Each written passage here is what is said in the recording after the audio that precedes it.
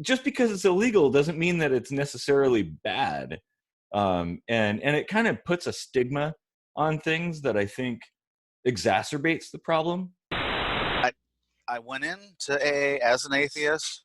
I came out of AA as an atheist. I could never buy into any of that God stuff. And I tried. The whole idea was this fellowship of helping each other. But it's important to note that he was under the influence of substances when he came up with the idea. I don't think that their behavior is necessarily changing. They're just shifting their vice. If you don't buy into the doctrine and follow the procedure, well, you're obviously drunk. Well, maybe there's a problem with the procedure. The fastest way to get high is actually smoking. When we look at the roots of administration. Okay. So during the episode on AA, I'm half drunk. Hey, I got a beer too, so it's all right. Boy, but then I'd go home. I still got a bottle of rock gut gin underneath the kitchen sink that I could still put away. But everybody's got nice reference there, by the way. Oh yeah, absolutely. You're not sober if you're on your psych meds. Get off your psych meds. Guess what? They get off their psych meds that they need, like lithium, and they kill themselves. So I think that the 12 steps could probably be whittled down to 3, really. I like to see George Carlin do a skit on that. He did that with the 10 Commandments. In this country, what drug kills more people every year than any other drug? The marijuanas.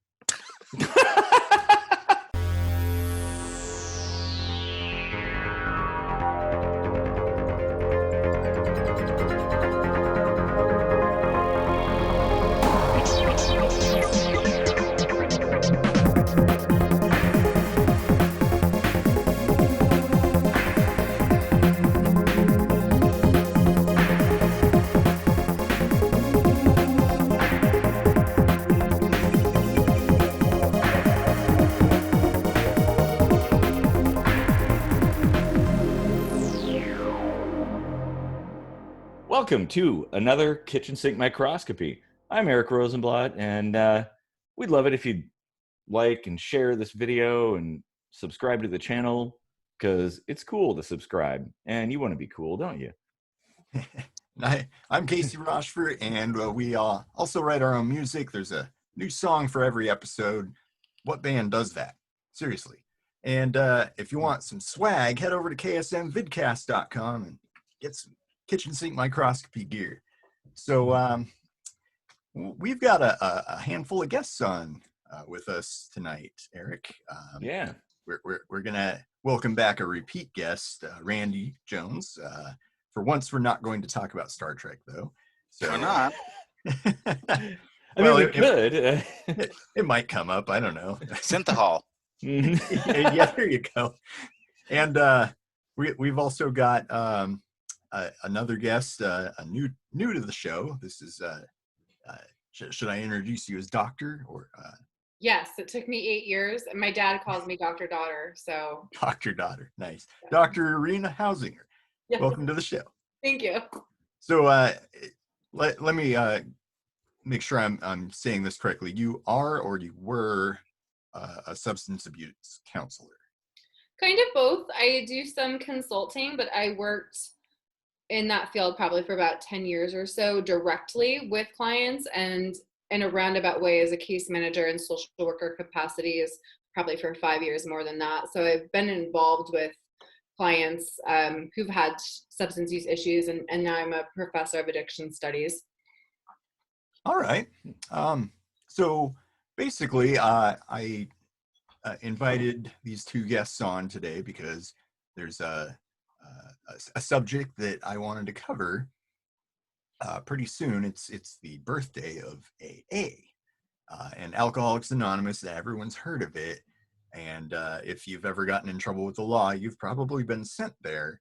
But the question is it really the most effective way to get over drinking or whatever your poison of choice is? So I just wanted to get some opinions from an expert in the field, let's say, and then somebody who's been on the other side of that coin. And you know, we also put this out to our viewers on the website, so there's a little bit of feedback that we can draw on from there. So why don't we just start with you, Randy? What was your experience? I'm assuming you went to AA, correct? Yes, almost a decade ago, I had a little bit of trouble with the law, and it wasn't vehicle related. It was just I drank too much and became obnoxious and had to have a timeout.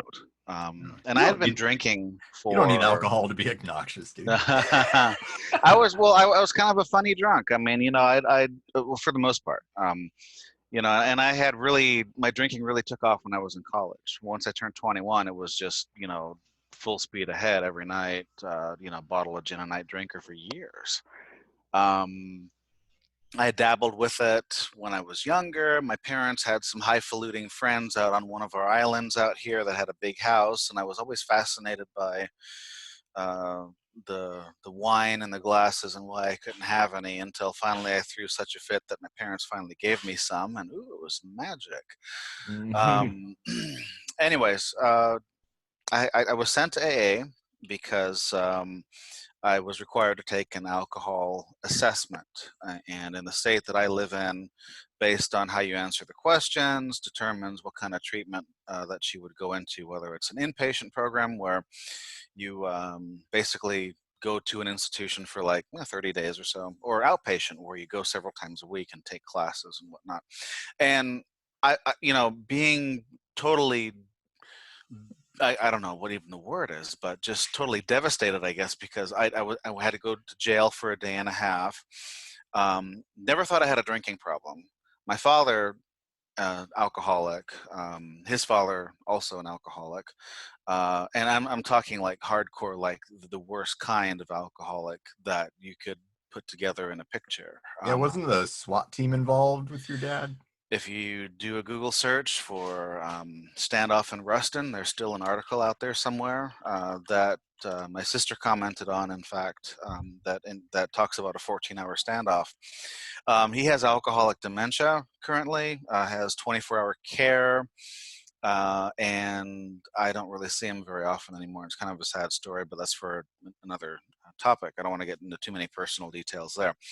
But I never thought I had a problem, even though I would go to parties and events, and I had a lot of friends, but my friendships were really based on who's bringing the booze, who's coming over tonight to bring the 24 pack that they'll have 2 and I'll have the other 22.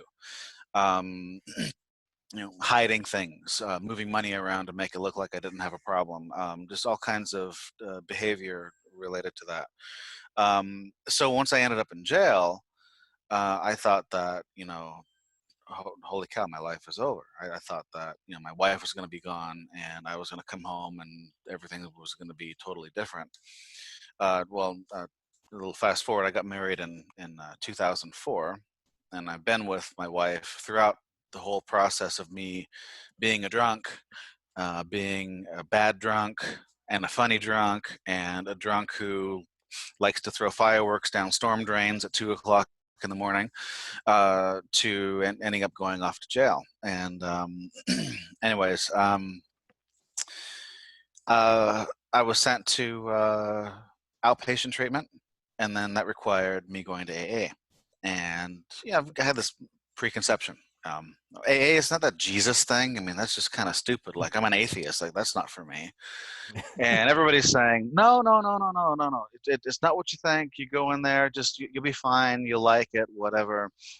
And I remember my first couple of AA meetings, and it was just, you know, I would hear people talk, and they would talk about their stories and their drinking and their problems, and I would perk up and I would listen. It would be like, hey, I drank like that, or hey, I've done that too. That was pretty funny. And then people start talking about God, and I'm like, what the hell is this shit? And I went into AA as an atheist. I came out of AA as an atheist. I could never buy into any of that God stuff, and I tried, going through the steps, I got myself a sponsor.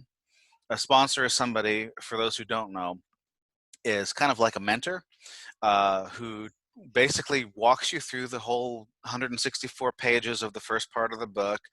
You sit down, you read the book, and you talk about stuff back and forth, and you do your step work. You do some of the steps, and the steps, the first one is my life is unmanageable, and you work your way down, and then you have to pray and do things. And I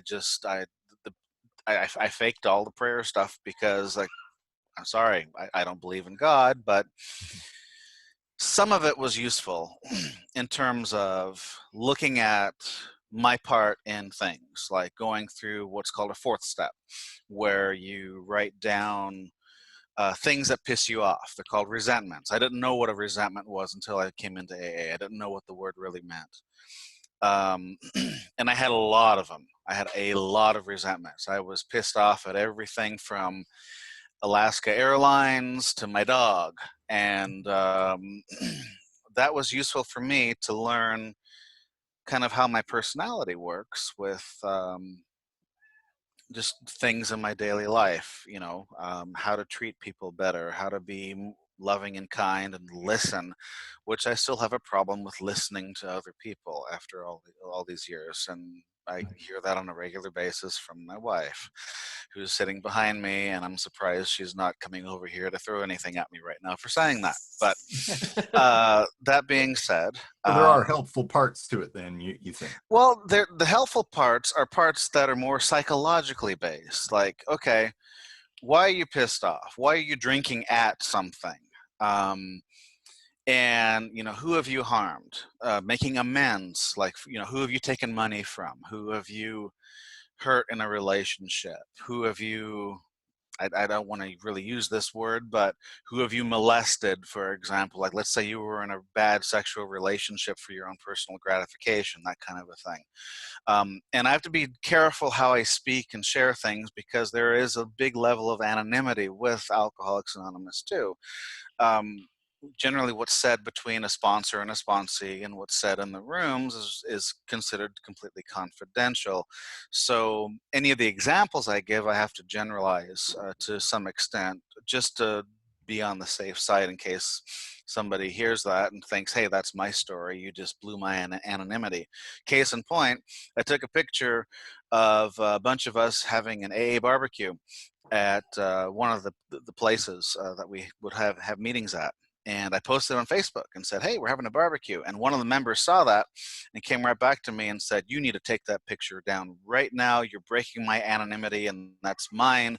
And you have no business posting pictures of me doing stuff in AA. And nobody would have known on my friends list that it was AA related, because I didn't say it was. So there's that kind of stuff too. But there are things that are useful.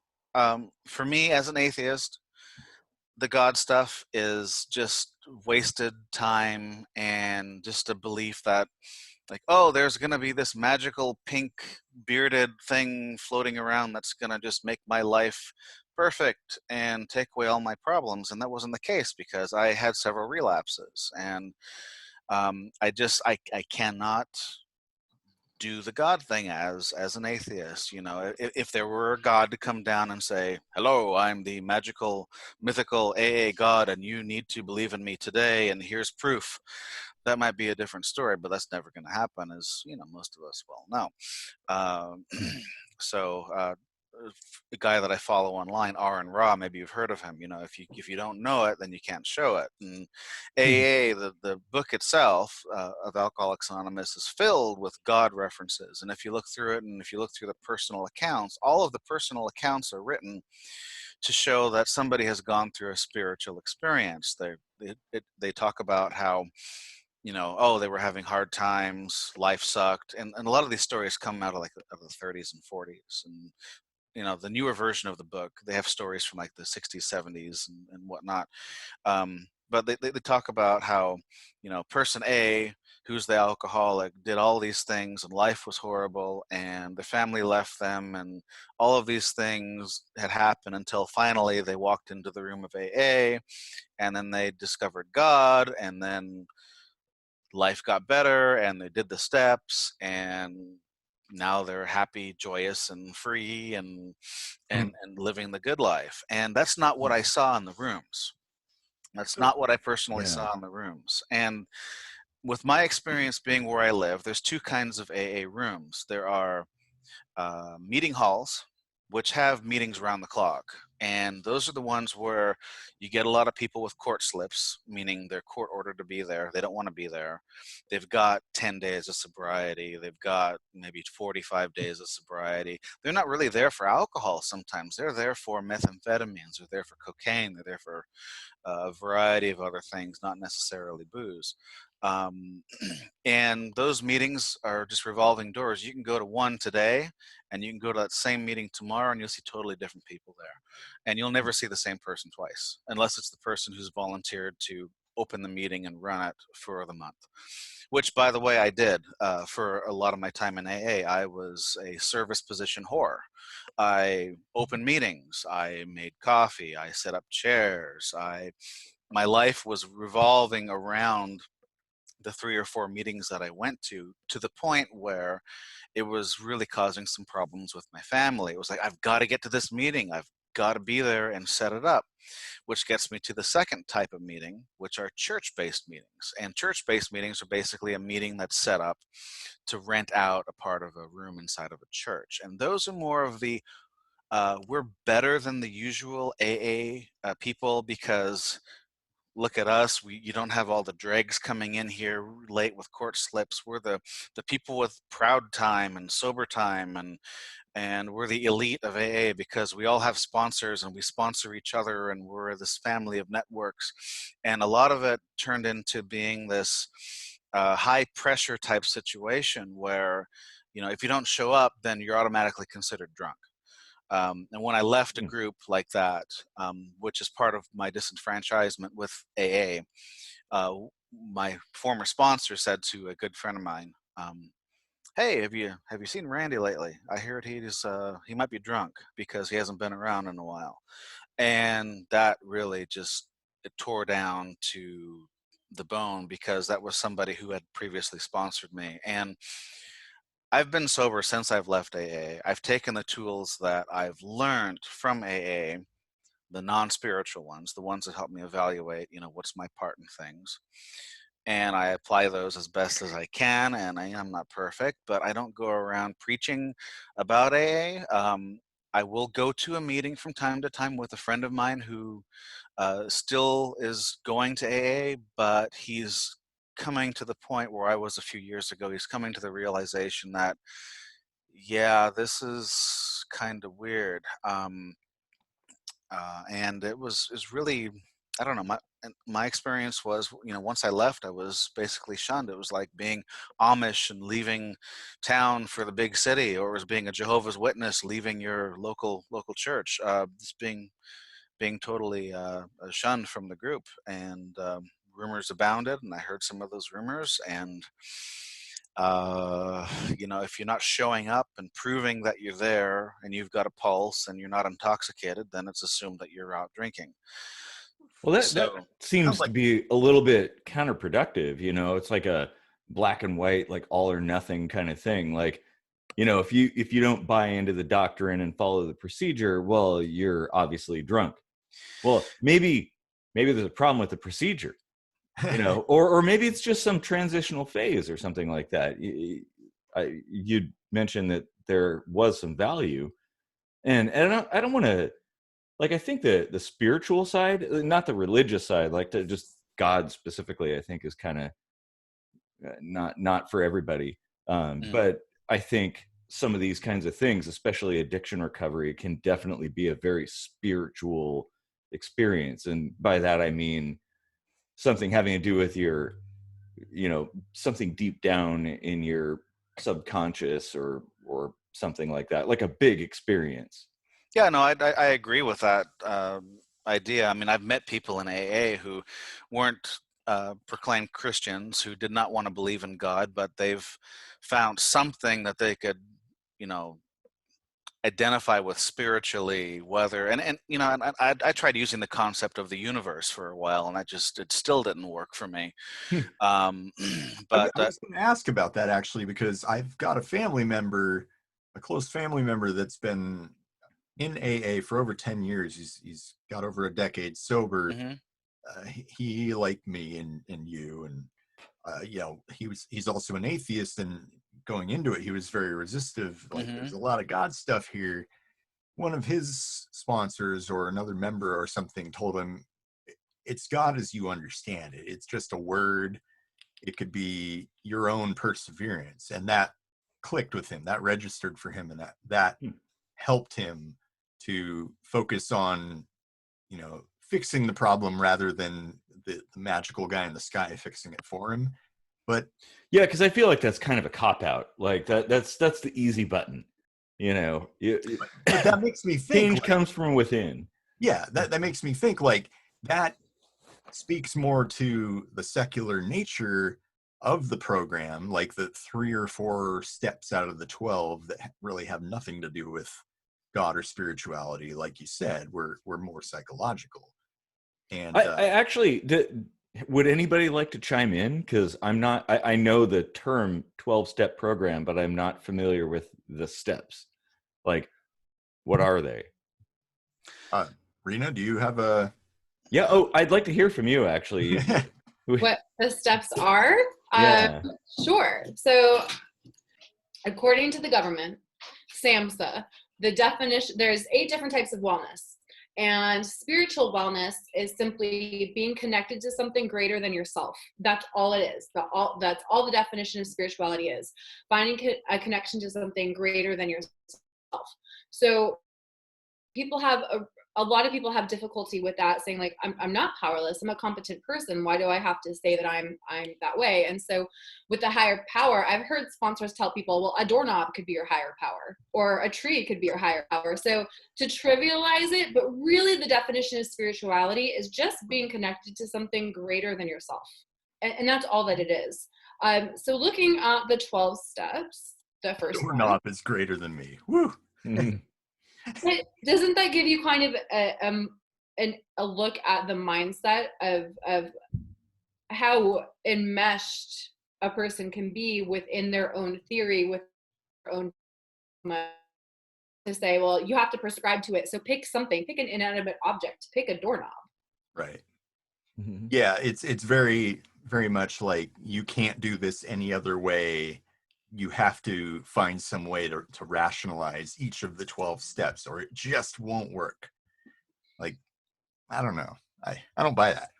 So I want to talk a little bit about Bill W., and I want to introduce a book that I think is very important if we're looking at this topic. This is called The Sober Truth. This is by Dr. Lance Dode, and he is a psychiatrist from Harvard. He does not believe that addiction is a disease.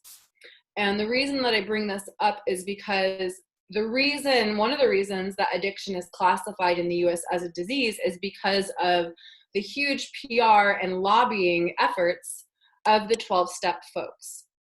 Full disclosure, I do not believe that addiction is a disease. I think that it is much more akin to a mental health disorder like obsessive compulsive disorder or an eating disorder. Now, eating disorders are classified as addictions, but they're treated like OCD.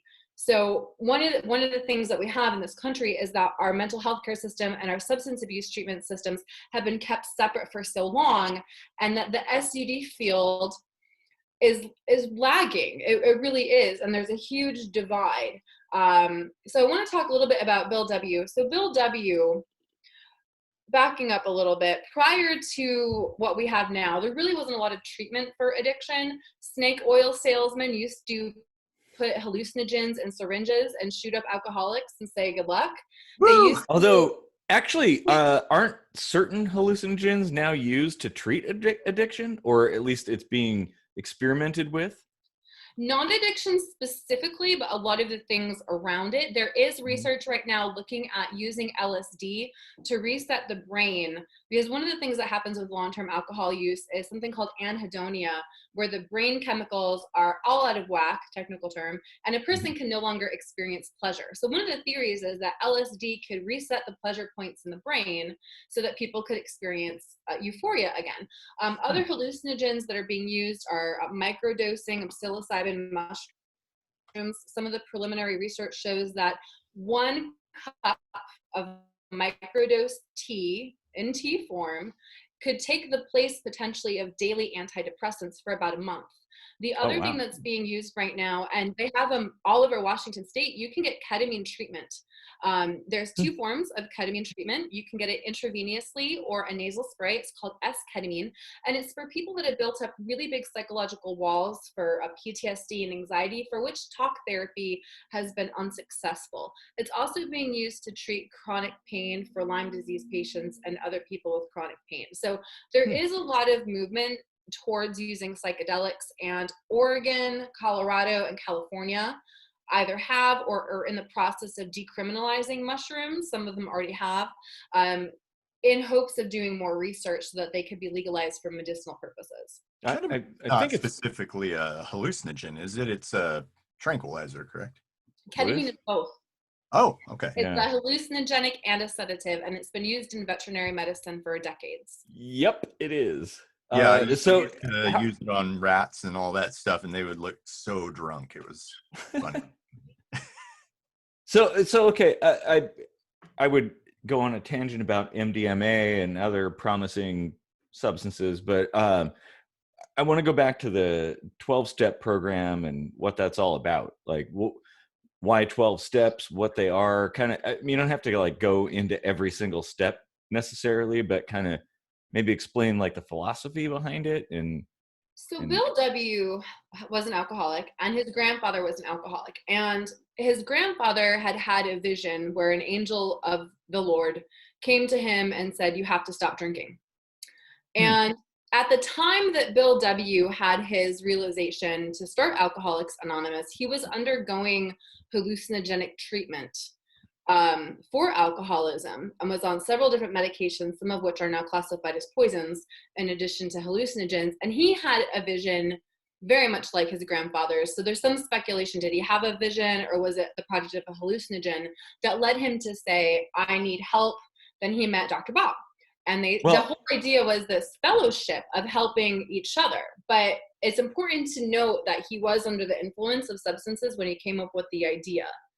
Well, and there could be some parallels between visions and hallucinogenic substances. Could be.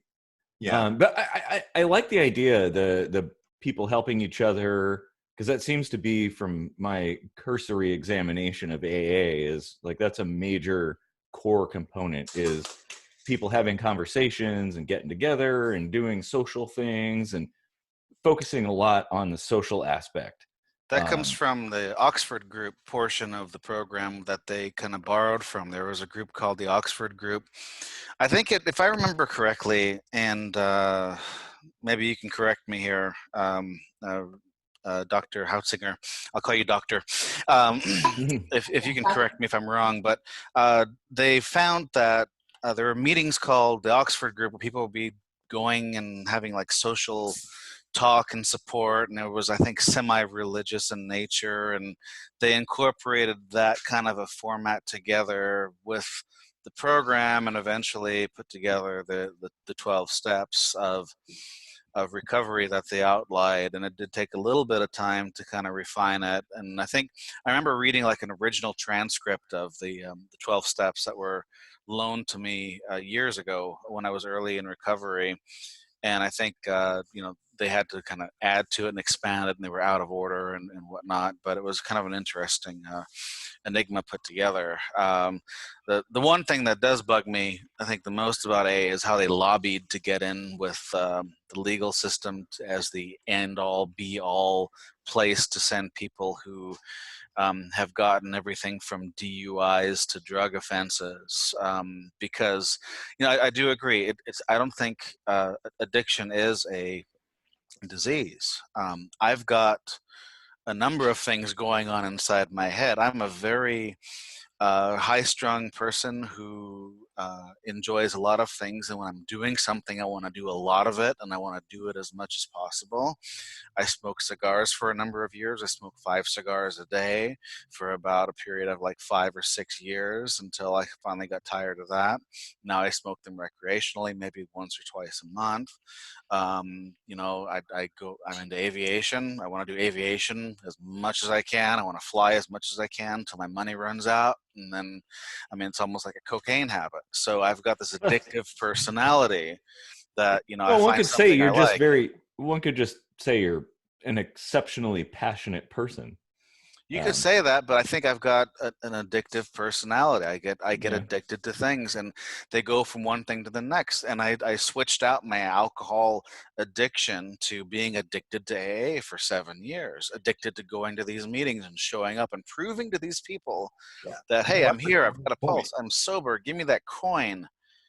That's And a great point. I think that's you how know, people get successful with it. They just basically turn their addictive personality toward the meetings themselves, and arguably it's healthier, of course, but I don't think that their behavior is necessarily changing.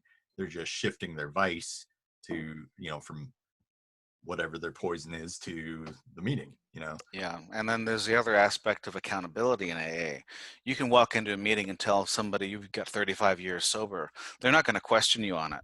You could have 2 days sober and say anything you want, and they're not going to, question you otherwise. And I've heard stories at speaker meetings. Speaker meetings are meetings where people get up on a podium and they tell their story. I've heard plenty of stories of people saying, yeah, I got into AA. I did AA for 6 years. I did every meeting every single night. I was a secretary. I set up the chairs. I did the coffee. And guess what? I was drinking after every single meeting the whole damn time until I found God. Oh. Huh. So anyways, not to take too much from that, but yeah, so you got the 12 steps, you got the Oxford group, and then you kind of marry them together. Bill W. and Dr. Bob, and yeah, they're playing with the substances early on. Gosh, and then there's, of course, there's stuff in the book that talks about, getting prescribed morphine for patients who are trying to recover. And nowadays, a common thing to do is to give out Ativan or Xanax or Clonopin or some kind of benzodiazepine, for people in recovery. And those things are just as addicting as alcohol is. You take a couple of those and it's like, hey, I don't need to drink anymore. I'm just going to pop these all day long. Give me a bag of these all day. And well, it's the whole like substituting one addiction for another. And geez, morphine. I mean, opiates, really? There's a lot of people in AA to treat addiction. There's a lot of people in AA who are addicted to both alcohol and opioids. But back in the day, early medicine, 100 years ago, you got a drinking problem. Well, here, take Dr. Smith's laudanum tonic, and that'll take care of your problem just fine. I can understand that, given what people understood at the time. That makes sense. Yeah. Yeah, and you have to understand that things weren't as concentrated as we're able to make them now with modern advances in organic chemistry.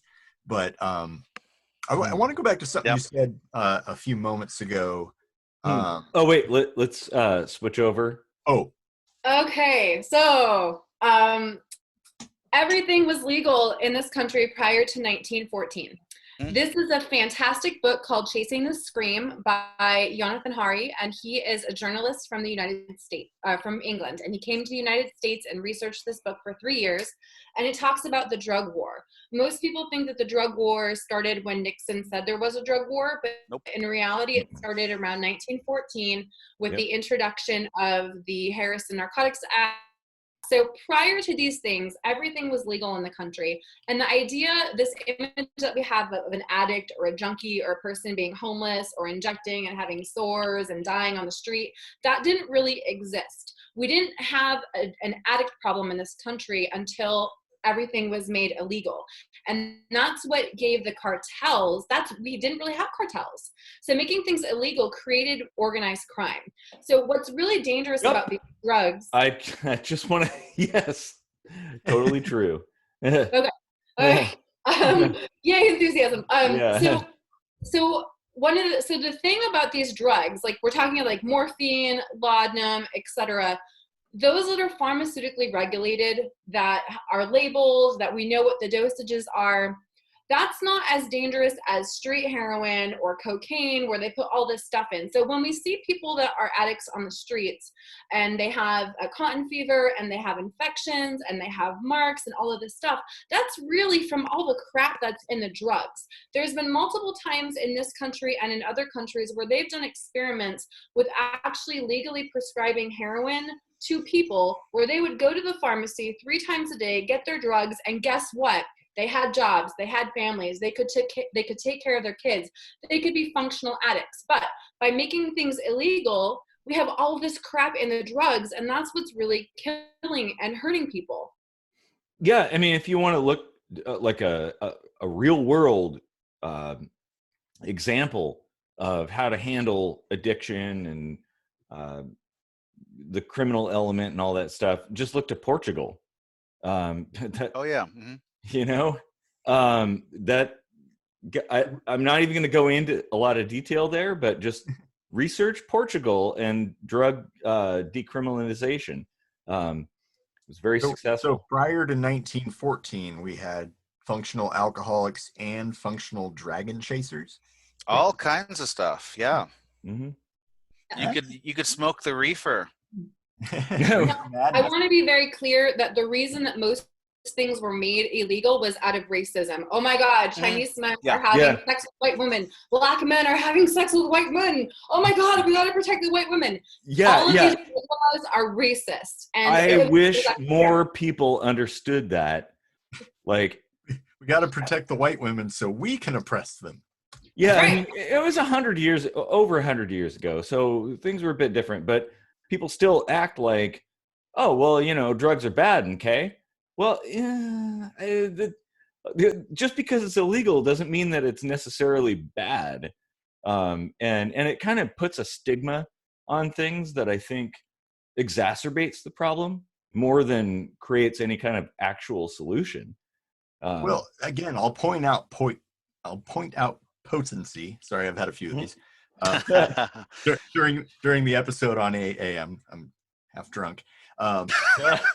Hey, I got a beer too, so it's all right. But I'm the only sober person here, huh? I'm still sober. Hey, well, that's good. Congratulations. Yeah. I'll point out potency again because nowadays the drugs that we're taking, even marijuana, has been evolved basically, you know, through selective breeding to become like tenfold more potent than it was like even in the 70s, much less, you know, the early part of the 20th century. So your actual like effects from taking drugs now are really concentrated. Well, so, would the potency necessarily be a contributing, like a major contributing factor to addiction? Or is it the person's personality that's a contributing factor? Yes, because in the biochemistry of it all, it's all competitive binding for dopamine receptors. So the more junk you've got in there filling up those dopamine receptors, the more your brain is shutting down the production of dopamine, thereby increasing the addiction effect. Basically, like your brain isn't happy anymore, so it needs the drug to put the happy back. I'd like to hear what the doctor says about that. Then I've got a user, former drinker opinion on that too. Go for it. So the example that came to mind when Casey was talking about this is the difference between crack cocaine and powdered cocaine. So injection is not the fastest way to get high. The fastest way to get high is actually smoking. When we look at the routes of administration.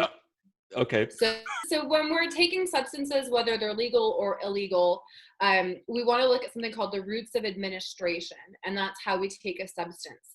And injection is not the fastest way to get high. The fastest way to get high is smoking. Yeah. It's about 5 to 7 seconds before the substance hits your brain, whereas injection is 10 to 15 seconds. Okay. And there's a whole thing about ritual and addiction and stuff like that goes into IV use and relapse rates among IV users. But in reality, the fastest way to get high is by smoking. So you can't really smoke powdered cocaine, you inject it. You smoke crack cocaine with all the additives and the ammonia and stuff. That's more addictive than powdered cocaine. And there's also a cost element in there too. And more harmful, you know, if you're adding a whole bunch of random crap into it, you're not dealing with like the pure substance, whatever it might be. You're dealing with that along with all the other junk that people throw in there, which could very well be highly toxic. People cut drugs with all types of things. For example, one of the popular things right now is cutting cocaine with cat dewormer, which is really gross. You can buy drug testing strips and testing kits through DanceSafe, which is a Seattle-based harm reduction agency. You'll see them outside of raves because they give out condoms and iodine testing kits and water. So one of the biggest problems, especially with ecstasy, and why they have iodine testing kits for it, is because you don't know what it's cut with. So if you have a pill that's cut with heroin and you're not used to doing heroin, then you can overdose. Mm-hmm. So it's a really, you know, drug dealing is a pyramid scheme. It's a pyramid scheme. You have to be able to cut your stuff and deal, and the lower level people are the low level people. They're super expendable. So in order to take all of that out, it's much safer if drugs were legalized and regulated, because then you don't have all that stuff and people won't overdose and they can actually be functional instead of chasing that high every single day. One of the things, if drugs were legal and in the experiments when they were, people know when they're going to get their substances. Same thing with methadone and Suboxone and Vivitrol. People can be very functional on MATs, medication-assisted treatment. Now, how this ties into AA is sometimes, not all the time. And the thing that we have to remember is that AA is a philosophy. It's a huge group. There's millions of people all over the place. So what happens in the individual meetings is completely up to the people in those meetings. There's really not a lot of governance. You know, you read all this stuff, but there's a lot of bad anecdotal advice that happens in AA, and people die. People say, oh, you're not sober if you're on your psych meds. Get off your psych meds. Guess what? They get off their psych meds that they need, like lithium, and they kill themselves. Oh, you're not sober if you're doing this. And so it's really, really dangerous. And the thing is, we're talking about camaraderie and socialization. AA was never meant to be in the place of clinical treatment, and it is. 90% of treatment facilities in the United States use AA as a preferred mode of treatment. It is not treatment. It is a support system. And that's really important. If you have a great mentor, that's fantastic. But if you are given bad advice and you are desperate and you are really trying to be sober and you will cling to anything, you're a vulnerable person. That's an excellent point. I've never even thought of. And one of the things that Randy mentioned this a little bit earlier, that AA has been used as a catch-all. It's gone through different courts of appeals, and it's gone through the Ninth Circuit Courts of Appeals a couple times. AA has been definitively labeled as a religious spiritual program. Constitutionally, they can't they're supposed to say self-help, sober support. But in the past, it has been used as a catch-all for non-drug and alcohol offenders, violent people that go to these meetings and prey on people, and there have been rapes and there have been murders, because people are vulnerable. And the other thing, when we're looking at treatment or good science or medicine, and Casey, you've had cancer. If your cancer treatment doesn't work, do they blame you? No, they're like, we'll try something else. But if AA doesn't work for you, they're gonna say, you need to go to more meetings. You're not doing enough. In regular medicine, we don't blame the patient. We're like, this intervention's not working for you. Let's do something else. So I wanna make it really clear that this was never supposed to be treatment. And for the people that it works for really, really well, but that might actually be due to a personality type. Well, and we alluded to that earlier. It's kind of like a catch-all kind of system. Like, oh, you know, these guys were tripping balls when they created the AA program, and we're just going to go with it for 100 years and not question it. Well, that makes no sense. You're talking about people. People are nuanced. There's varying degrees of addiction. There's different substances. There's different circumstances, and they all need to be addressed differently. To expect this magical system to perfectly fix everybody is lunacy. And Like, it's yeah, been modified. there are going to be people who are going to go through the system and who are going to recover. They're going to benefit from it, but it's a small subsect of the population that are going to benefit from it. Those What are about everybody loudest else? anecdotes that you hear. Yeah, exactly. And it's a formula that's been modified to fit pretty much any kind of addictive behavior. You've got cocaine anonymous, you've got narcotics anonymous, you've got gambling anonymous, you've got overeaters anonymous, And then the porn people, and right, exactly, that kind Yeah. of stuff too. It's been all they take the same 12 steps and just apply them to that and rewrite the book for its own separate program, and as use if it this that way. arcane philosophy is the best one because it's old. Like, oh, you know, appeal to tradition. Right. Everybody's been using this, so this is totally cool.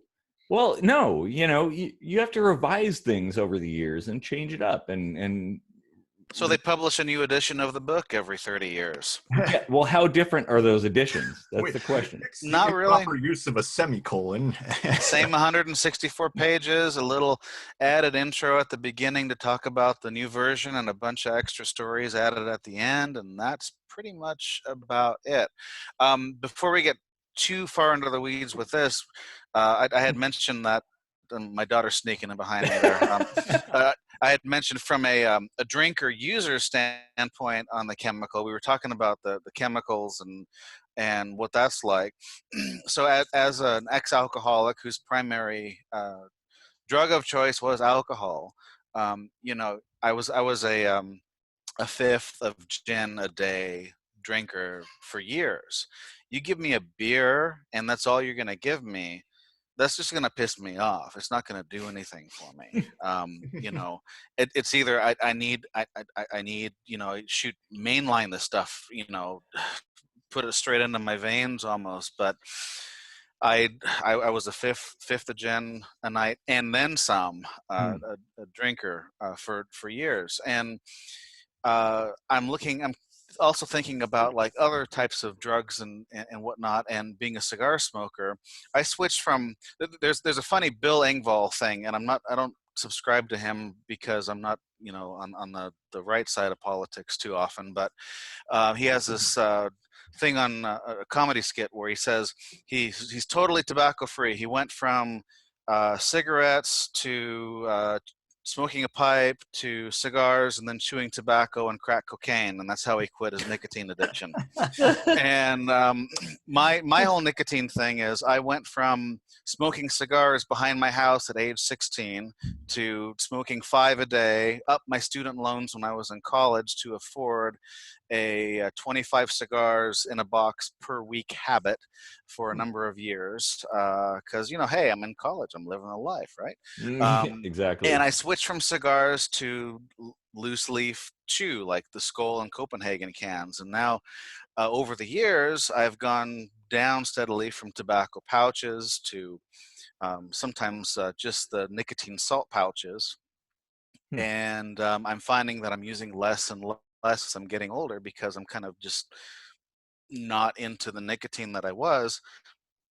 And my nicotine use was kind of right up there along with my drinking. You see people in bars back in the day drinking and smoking. Well, the nicotine kind of helps you out a little bit with the drinking.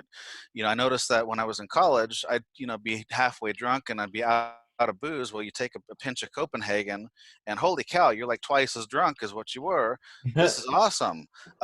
So everybody has like a different, I guess, physiology of what works for them to get them to where they need to be to be comfortable with the substance that they're using. For me, it was a whole entire bottle of gin. And you know, I don't know how many times I would go out and be a martini snob and request it being made a certain way, like you got to shake it and you got to put 3 olives in it and it's got to be Tanqueray every single time. And I get pissed off if they, you know, messed it up, and my whole evening would be totally ruined. And oh boy, but then I'd go home, I still got a bottle of rot gut gin underneath the kitchen sink that I could still put away. But everybody's got Nice their, reference there, by the way. oh yeah, absolutely. No, and I learned how to drink martinis from frickin' growing up watching MASH. So I blame Alan Alda for that. Although I still watch MASH today. It is I a love great Alan series. Alda. I was Yeah, going to ask very you, good series. when you had your 25 cigar a week habit, how many times a week did you say, "I love it when a plan comes together"? Not too often, but the thought had crossed my mind. I used to walk around college campus and smoke, and I was kind of busy. How should I put it? My wife's in the other room, chasing tail at the time a little bit. But I still have some cigar boxes lying around the house from, you know, way back in the day. These are actually from Canada. They're Cuban. I bought them before we were allowed to bring them through the border.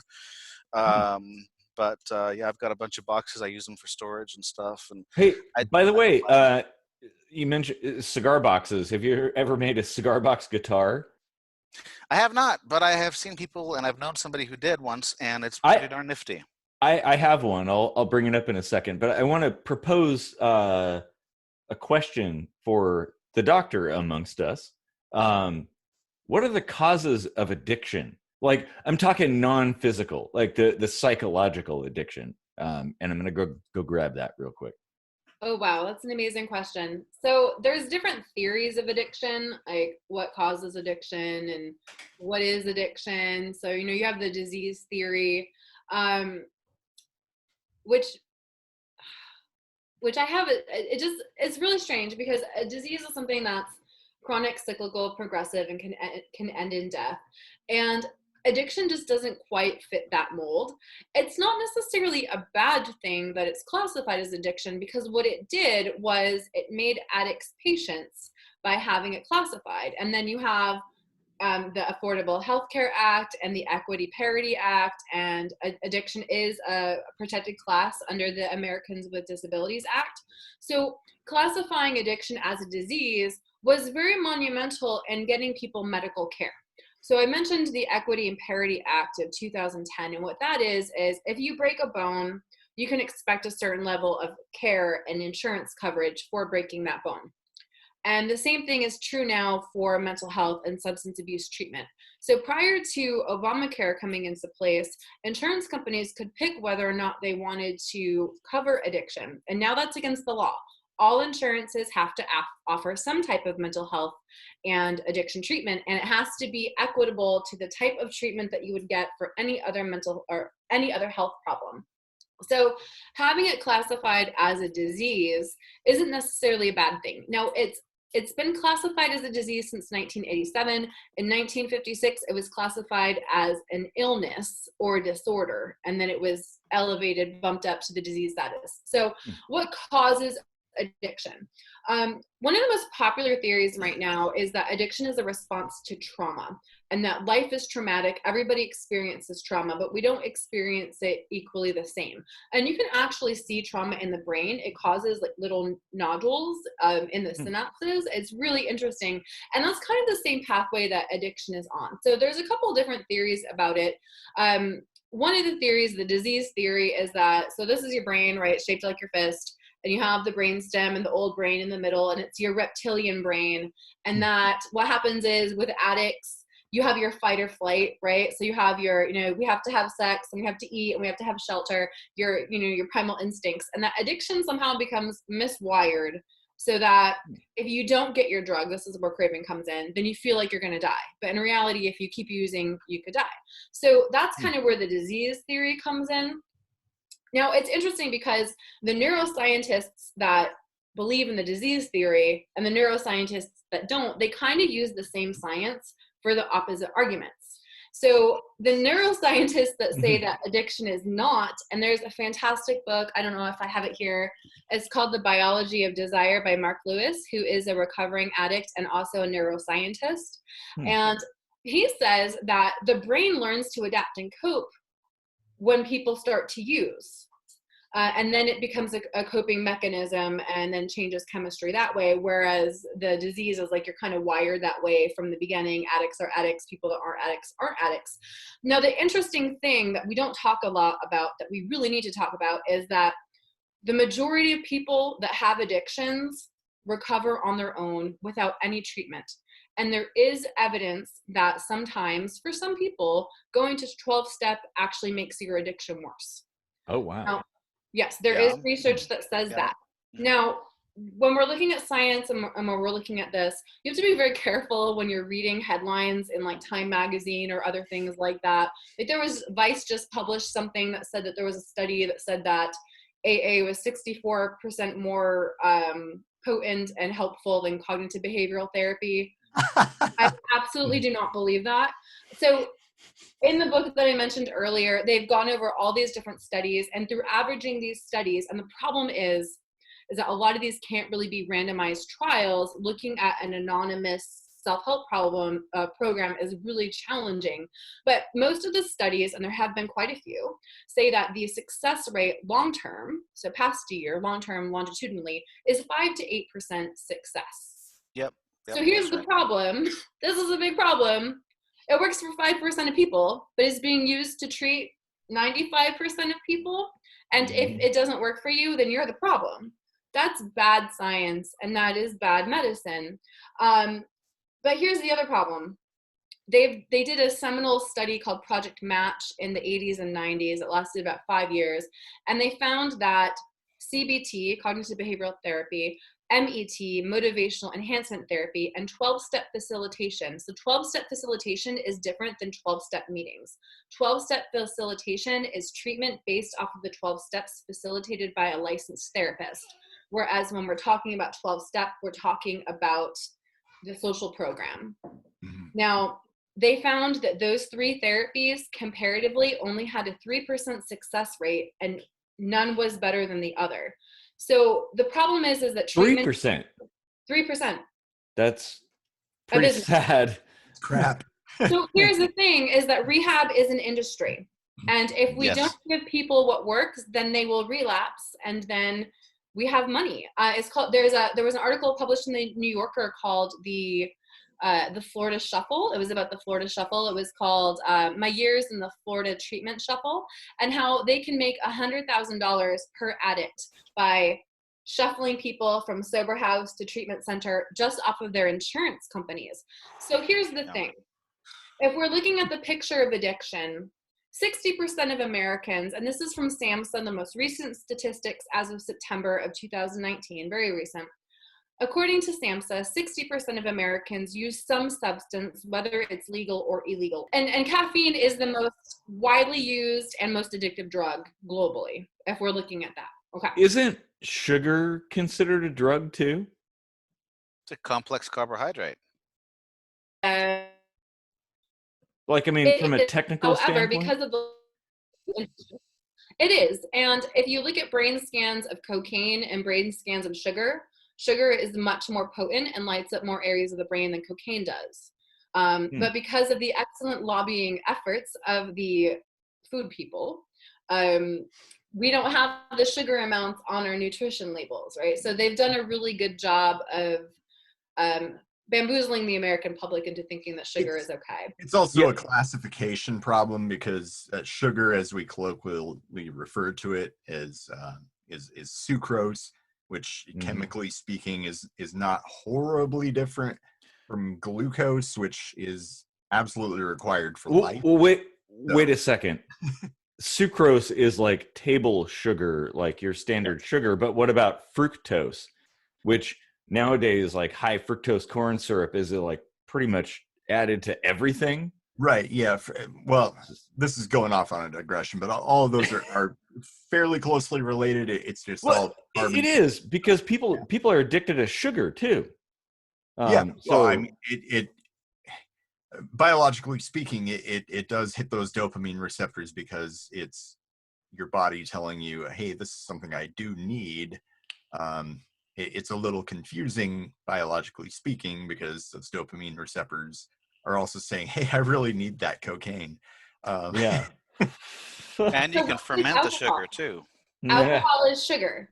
And if you go to an AA meeting, they're going to have coffee, they're going to have cakes, they're going to have donuts, and almost everybody is smoking because they're still trying to hit those dopamine receptors. So wait. Let's go to a meeting where everybody's trying to get off of a drug by using all the drugs. Yeah. Yeah, basically, when I stopped drinking and I started going to meetings, my wife will attest to this. Every day I was sending her to the store to buy me a whole quart of ice cream, and I was eating that almost every single day for 3 or 4 months. When I was after I stopped drinking, I gained a little bit of weight, but not too much. But I was eating that all the time because I had to have the sugar to come in to replace the alcohol that was no longer there, and that eventually stopped over time. Now I have hardly much of a sweet tooth at all. She bakes some cookies, and I have one, and there's like 20 left, and like, how come you're not eating cookies? Like, I don't have a sweet tooth. Yeah. But what was the other thing too? You mentioned the whole recovery thing with a treatment and insurance and everything. When I went into mandatory outpatient treatment, I had to pay for it out of pocket, even though I had insurance, because it had been more than 90 days since I had my last drink. And I was shocked to hear that. So I was like, well, let me just go run down to the store really quick and take a shot and come right back. That's not how that works. But then I've got a friend who's been to another treatment facility. Maybe some people have heard of it, called Schick Shadel. Yeah, I'm familiar where with they that. load you up with antabuse and they send you down the hall to an open bar and they let you drink until you barf, and you repeat it and you repeat it and you repeat it. I got a friend who's done it 12 times. Wow. And you know, I've heard their radio ads and they act like, oh, it's like a mostly painless treatment. At 10 days, you're done. So the problem with that is that it's pandering, because one of the issues with addiction is instant gratification. So if you have somebody that's completely wrecked their life and they're like, we have the cure for your addiction, we can cure you in 10 days. So here's 10 days. Yep. Here's the biggest issue. Any medical professional will tell you, whether it's mental health or, you know, a doctor, you cannot guarantee treatment. That is incredibly unethical. You know, you might have diabetes and try to take metformin and it doesn't work for you. They don't say this is guaranteed to work. That is so unethical. So it's really pandering to the addictive mentality. And the truth is 90% of people that use drugs, even the hard drugs, do so without horrible negative consequences. I mean, there's so many people out there that use cocaine you don't even know. Like, a lot of your friends probably use cocaine, but they might use it once a year on New Year's Eve or a couple times a year or something like that. 10% of people have clinical addictions.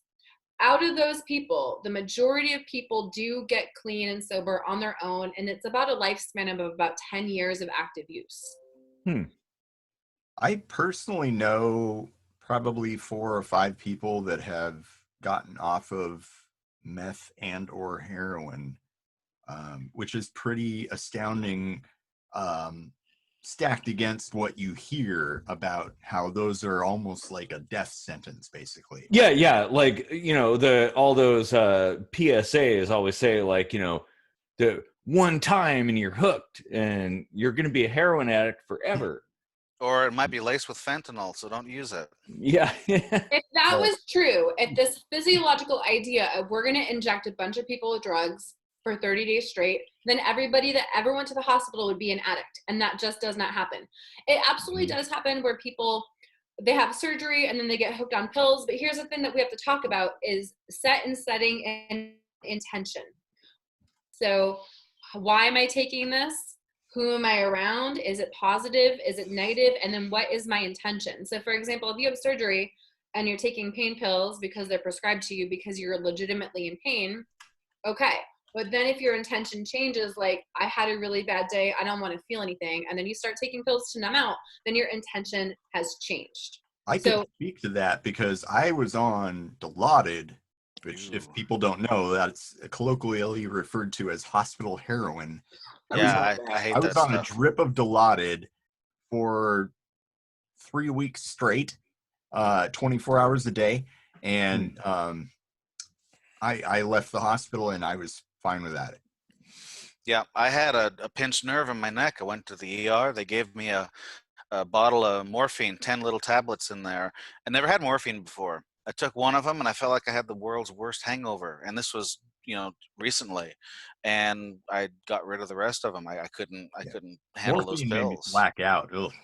Oh yeah, well I used to drink until I blacked out, but I just the morphine was just horrible. Now, go back to when I was drinking and there was a party going on and somebody had a bottle of oxycodone, going around the room or something. Give me a couple of those and I'm good to go with the booze I'm drinking, and hey, everything's great in the world. But yeah, and but those oxy pills, everybody's like, oh, that's the end of your life if you start that. But, In this country, here's a pop quiz. In this country, what drug kills more people every year than any other drug? pop quiz. Let's go around the room. Let's start with Eric. Drug. Well, I would say sugar, but I don't know if we're classifying that as a drug. Not in this context. Well, I think alcohol does some damage to some people. I'll just take another drink. Final answer? Sure, why not? Okay. I was going to say alcohol too. However, based off of where I live in my part of the state and what I see on a regular basis, I'm probably going to say fentanyl-laced heroin. Casey? I'm going to say the marijuanas.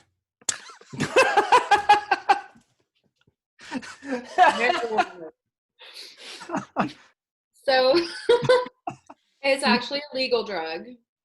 Tobacco kills 450,000 Americans per year. Still? Really?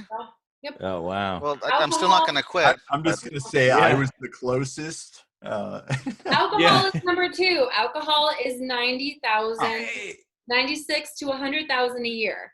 Now, if we're looking at damage from drugs, so there's harm to self and then there's harm to others. And the United Health Organization and the WHO, they both classify that. So there's something called a capture ratio, which is the amount of people that try this drug are going to really, really, really, really like it. And then there's harm. So as far as capture ratio, marijuana is up there.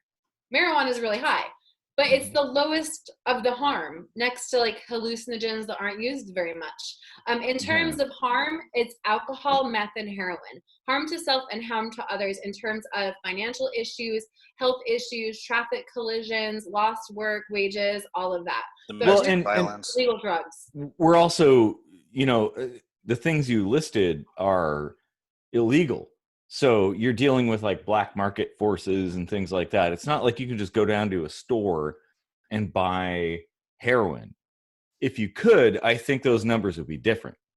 Because if it's not sold on the black market, it'd probably actually be fairly affordable to the average person because opium is pretty easy to grow.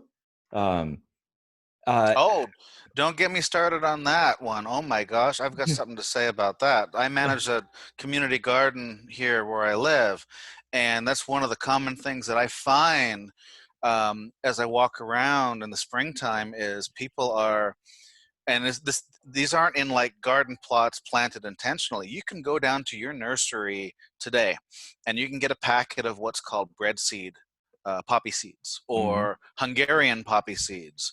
And there's a few other names, but let me just not say any more of them to not give anybody too many ideas. Wait, what was that? Right. I'll send you some in the mail. Okay. Anyways,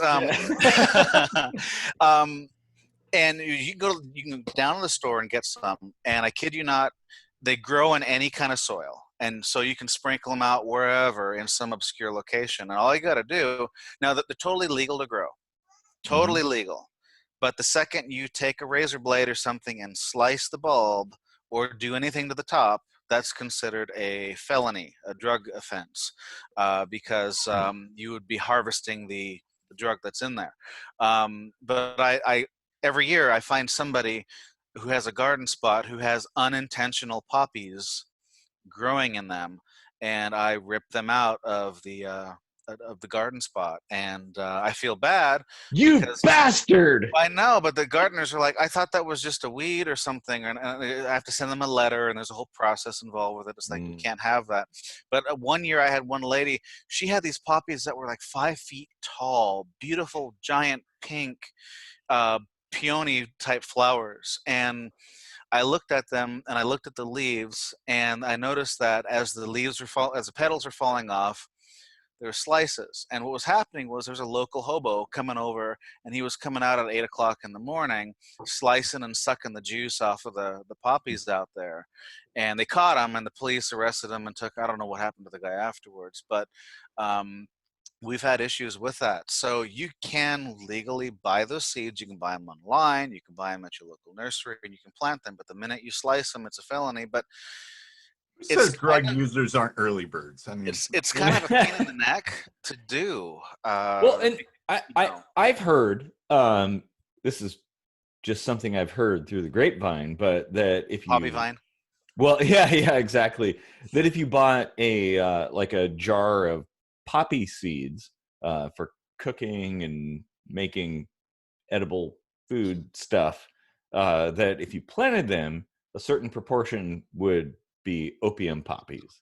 That's what they come from. And actually, you can take those, and you can. There's recipes online. I'm not going to give them out, but I'm familiar with a friend who does this. There's still residue of the opium and codeine that's on the outside of those, and you can actually extract those in a pot and consume them. Yeah. Okay. So we're going to be demonetized on YouTube now. That's right. That's right. No, just don't go to Winco. Is it true you can like test positive for trace amounts of? Yes. But there's Poppy a difference. muffin. We can tell the difference. We can tell the difference in the metabolite. So, because everything has a half-life and a metabolite. So yes, you can absolutely tell the difference though if somebody had a lemon poppy seed muffin or if they are using heroin. Or drinking poppy tea. Or drinking poppy tea. I had a client years ago that when he couldn't find heroin, he would go into people's gardens in the middle of the night and steal the poppies and make tea. Okay. So when I do smack, just have a lemon seed poppy, and then when I take a drug test, I'll be like, oh, I had a poppy seed. Well, it's easier. You know the morning glory that grows all over the state? It's very beautiful. Mm-hmm. That is essentially LSD. So if you take the seeds in the right dose and grind them up, it's like LSD. And the wrong dose, it will kill you. So dosing is really important and dosing just like alcohol or Adderall or metformin or vitamin C. You take too much vitamin C, you're on the toilet all day. So dosing for anything is really, really important. And that's one of the things that we have to look at. Well, even Scotch broom that grows wildly all over the place is another one of those. Yeah, we have a hawthorn tree in our yard. They told to do the Socrates thing and poison someone. Yeah, it's like basically drugs are all over. You can't avoid them. That's one of my top 3 gripes with naturopathic medicine is that you don't know the dose you're getting because it's not regulated in any fashion. It's not synthesized in a careful manner. You're basically stripping bark off of a tree and chewing it and until it does something, you start with a small dose and then you work your way up from there. Yeah. And that's one thing about poppies is that the whole entire plant's edible from the leaves to the top. And so you can eat the whole darn thing if you wanted to. I've heard of people taking the young shoots and using the leaves in a salad. That doesn't have enough of the latex in there to do anything to you, but you can take a mature head and take like a couple of them from what I understand, and you can actually chomp on them and chew them up and swallow them, and you're done for the night. Even lettuce, grown to maturity. Yeah. Lettuce, mature lettuce is a hallucinogen. Like the brown soggy shit that you get. No, not quite. So that's why I see rabbits in my garden. So I want to ask, because you know, a little while ago there was some discussion about this, which prompted me to talk about like buying from stores and stuff like that. Harm reduction. A lot of people say that it's wrong to provide like injection sites, safe injection sites, and things like that, and allow people to use their drug of choice in safety with controlled environments. I disagree, but what do you think? Since Randy's started this precedent, doctor. So I work in a social work department, and I don't think that you can be a good social worker or a good sociologist or a decent person without looking at harm reduction. So the thing is, we have to look at these words that float around: enabling versus helping. So enabling allows somebody to continue the behavior without feeling the consequences of their actions. So for example, let's say that somebody has a partner who's an alcoholic, and that partner likes to pass out on the floor every night, and that person puts them to bed every day so that they wake up in their bed. Yeah. So the natural consequence would be, oh shit, I fell asleep on the floor, I might have a problem. But they never feel the consequence of their actions. So that's enabling, where you cover up for the person so that they don't feel the sting of their actions. Mm-hmm. Okay. Helping is different. It's allowing a person to reduce harm. So the harm reduction movement really came out of the 1980s AIDS crisis, but the first time that the term harm reduction was used was in a 1946 article on adolescent psychology. But it wasn't really used between 1946 and 1980s. So harm reduction comes from the public health model with the assumption that being alive is good and being dead early is bad. So that's the whole assumption, that we want to keep people alive. Okay. Yeah. So the issue with injection comes from people that have moral problems, like, why don't we just let the junkies die? It is a choice. You know, they're hurting themselves. So then the whole thing about the choice argument is really confusing, because then you have the disease thing. Well, if it's a disease, do you have a choice? Well, here's the thing. We could compare addiction to diabetes. If you have diabetes, you have something that's wrong with you. And you can choose to eat a bunch of crap and then have your foot cut off, or you can choose to eat well and manage it. And then if your blood sugar spikes, guess what? Go back to the doctor, try something else. So addiction is not something that's really controlled. That implies something really strict. It's something that is managed. So with harm reduction, we want to keep people alive, but we give them autonomy. So you wear a seatbelt, you might wear sunscreen. When you turn the faucet on, you probably put it to cold before you put it to hot. Like, there are these things that we do every single day. So harm reduction is not shielding somebody from the consequence of their actions, but it's allowing them to use or do anything in a less risky way. So for example, needle injection sites prevent HIV, they prevent the spread of other diseases, they prevent the spread of just needles showing up in your parks. And the thing about these places is that it's not a flop house. People aren't going there to shoot up. They have other things there. They can get hygiene products. They can have a case manager if they want. It's a link and it's a connection. So when I was talking earlier about how one of the theories of addiction is a trauma response, and when I was talking about Johann Hari, and he has a really great TED Talk called The Opposite of Addiction is Connection. I watched that. That is amazing. Really good. Yeah. When you have services and when you have somebody coming to inject in front of a professional, they're establishing a relationship. And it's relationships that save people. So one of the things that you might be familiar with is the rat park experiment, where they put rats in little isolated cages, and the rats by themselves overdose and die almost 90% of the time, because rats are like people and they're social. When they develop a rat park, it's like an amusement park for rats. They have other rats, they have food, but there's also still drugs. The rats didn't overdose. They used recreationally, but they had their rat families and they had their friends. And so the idea of connection is really important. And so when we're shunning people and saying, you know, you're a junkie and you should die, That's the opposite of connection. So by having sites where professionals can meet with people and establish a relationship, that's what keeps people alive. And the other thing that we have to think about is the idea of autonomy. And I think this argument really comes when we look at classism. I could be using cocaine every single day, and I have a job, and I have a car, and I have money. Nobody cares. But as soon as I'm homeless and I get public housing, oh my God, I don't want my tax money to go there. Both the UN and the WHO have said that affordable housing is a human right. So you can't say, I don't like your behavior, you don't get to have housing. That is so cruel. It's just cruel. So that's a good point. Yeah. I'm sorry, I'm super passionate about this. and about autonomy in these controlled sites. Can a person willingly take enough to overdose, but have a person there to intervene? Because I think that's an important distinction, because I think that intervention might be the trigger that tells them, oh shit, I have a problem, but at least someone was there to save them. Whereas if they're under I mean, I lost a cousin who overdosed under a bridge. No one was there with him. Ooh, you got me into the Red Hot Chili Peppers angle. Yeah.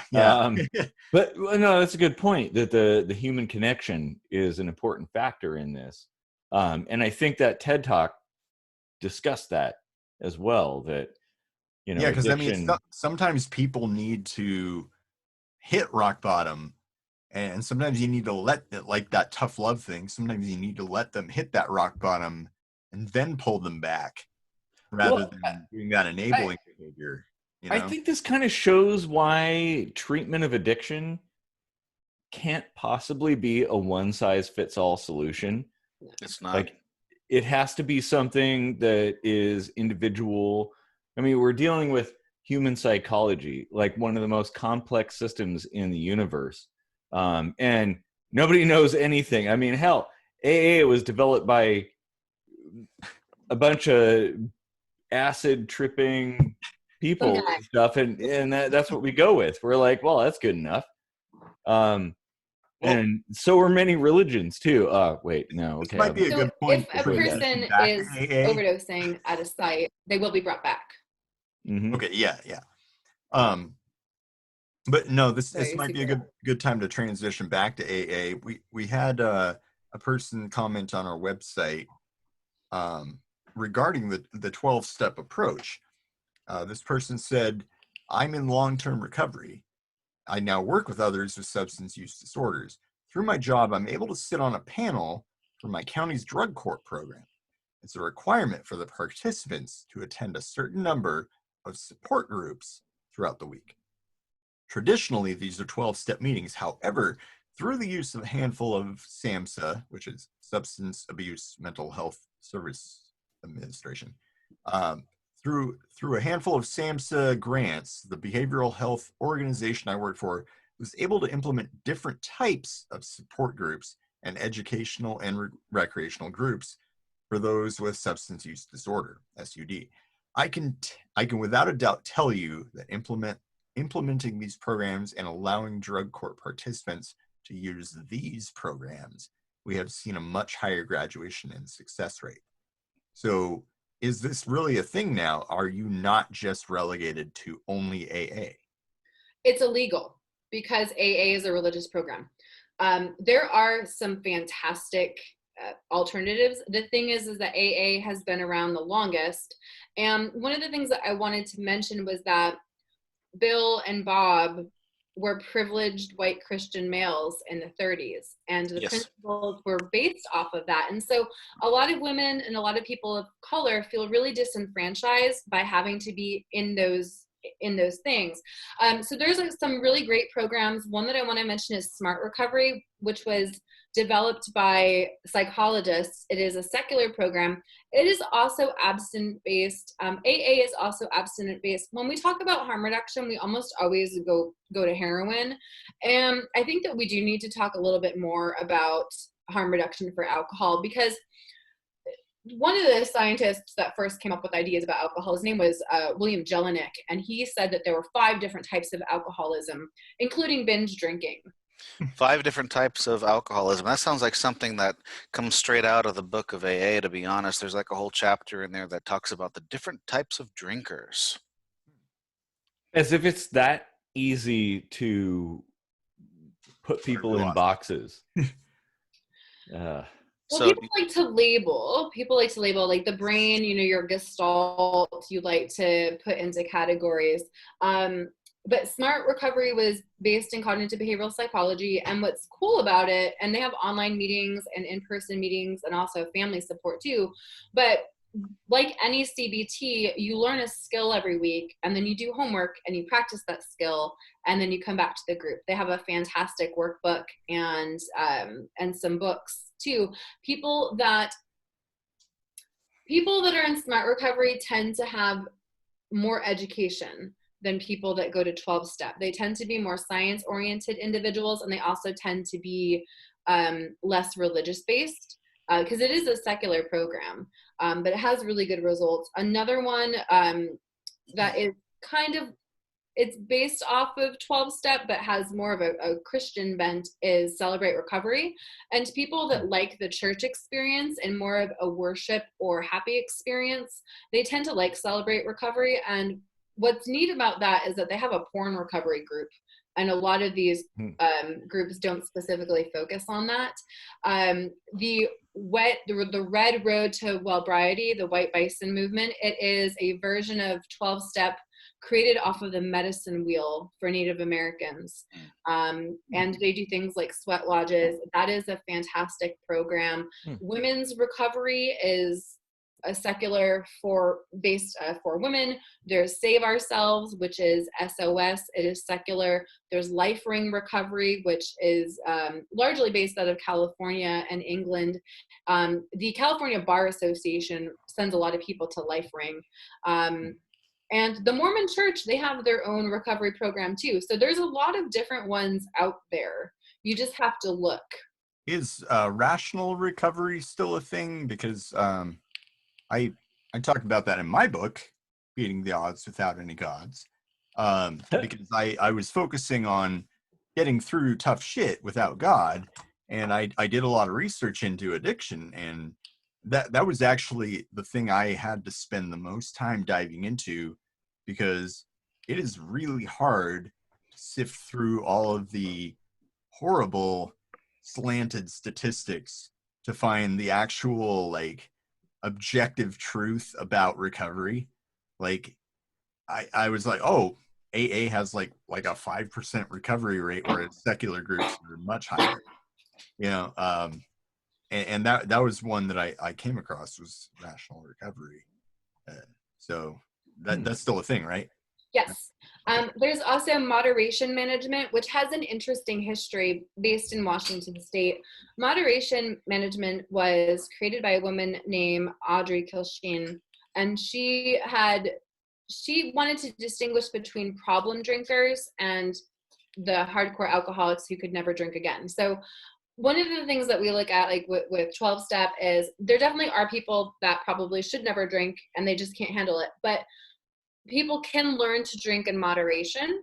And about 25% of the people that do moderation management, they become abstinent. And I'm going to talk about the Sinclair method, and it's the same statistic. 25% of people that do the Sinclair method also become fully abstinent. But moderation management was a behavioral modification where you tried to stop drinking for 30 days, and you chart your drinks and your emotions, and you journal, and you do some therapy to see what your patterns were and become very cognitively aware of how you were drinking. Now, unfortunately, the founder of the program was unable to do that, and she killed a father and a 12-year-old daughter on her way from Seattle to Spokane in the 90s and did 3 years of prison time. What was interesting about this was that she became best friends with her victim's widow, and they wrote a book about recovering together. Unfortunately, she had undiagnosed mental health problems and could not stop drinking and took her own life in 2014. Moderation management is still active and running, and it works really well for the people that it works for. So the thing that we want to look at is there's no wrong door to recovery. If harm reduction is your thing and you learn how to drink in moderation, awesome. If you find your way to sobriety, full-on abstinence, awesome. And Randy is also familiar with the Sinclair method. Yes. Dr. Sinclair is an American physician that went to Finland and has been doing this for about 18 years or so. It is evidence-based. There is fantastic science about this. It has a 76% rate. Wow.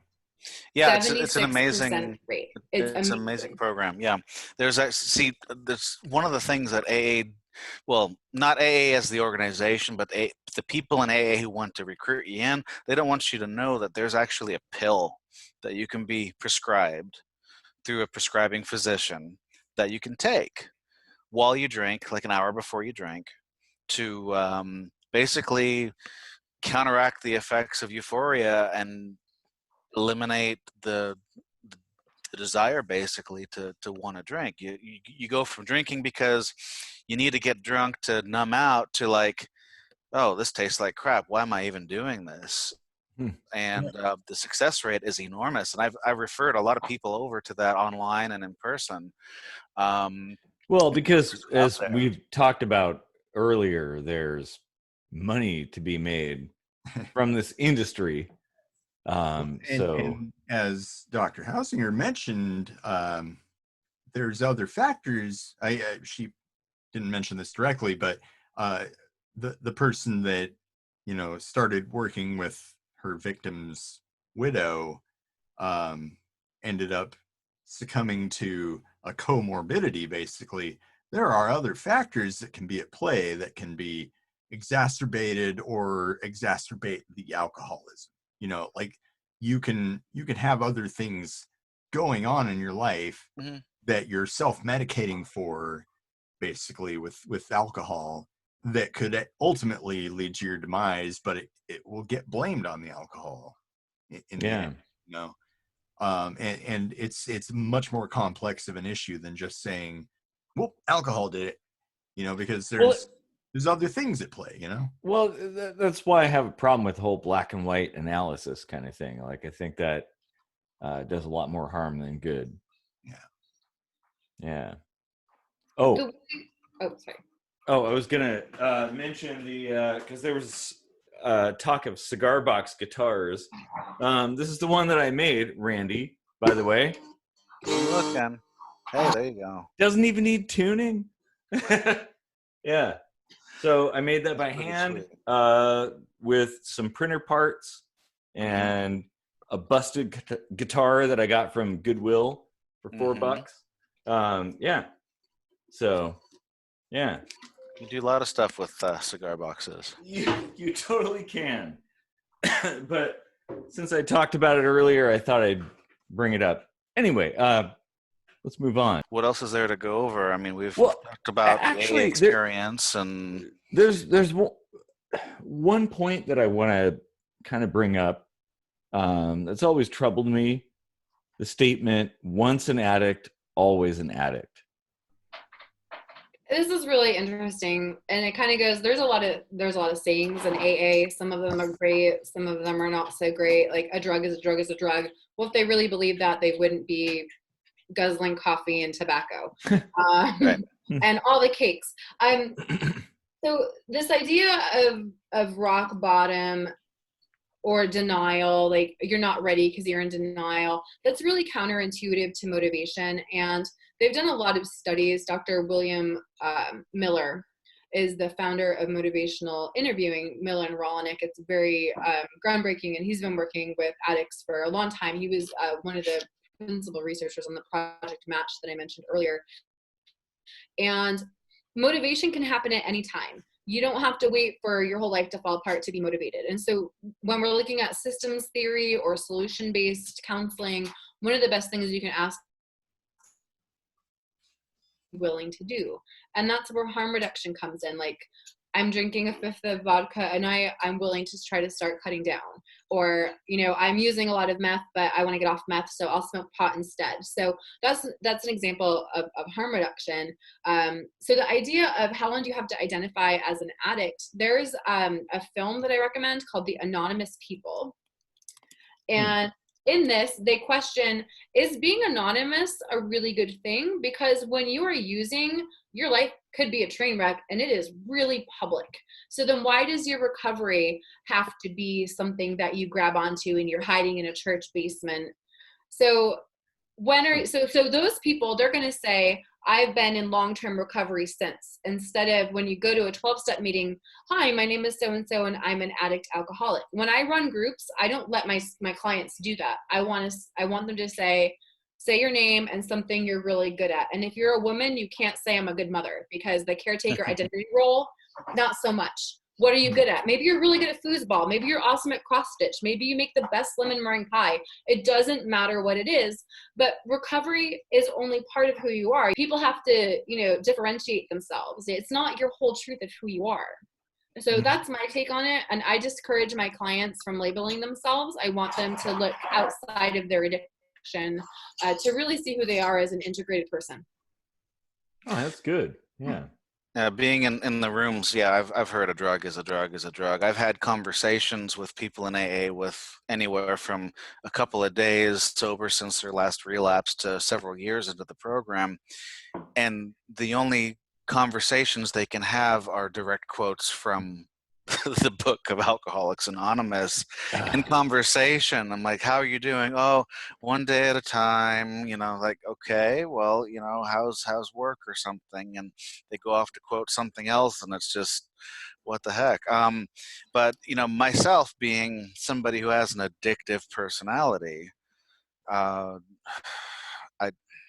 was addicted to alcohol. I'm still addicted to nicotine. I go through phases You of and me things both. that I do. Right, exactly. Addicted to flying airplanes, addicted to gardening, addicted to various hobbies and model building and other things. And whenever I'm doing that one thing that gives me happiness, joy, and purpose or something, I want to do it all the time, and I want to do as much of it as possible, as I mentioned before. Well, that's my personality type. The thing is, what if, oh man, it's getting like really meta right now. But you know, the same forces that would lead somebody to be an alcoholic or a heroin addict or something might lead somebody to be the next Charles Babbage or Henry Ford or something like that.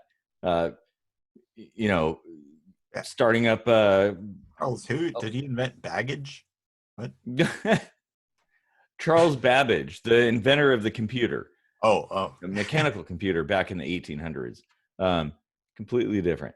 But, you know, those kind of things that drive people to do something obsessively can have good and bad repercussions. And, I think they all stem from the same place. Is there something biological, though? Because, like, I've mentioned my family member that's been through AA. He's my biological father, whereas I quit smoking cold turkey. I went through some, you know, particularly problematic drinking phases in my life, but I still drink, you know, casually. I can go months without a drink, you know, when I'm not doing kitchen sink microscopy, where it's almost obligatory, where I drink weekly.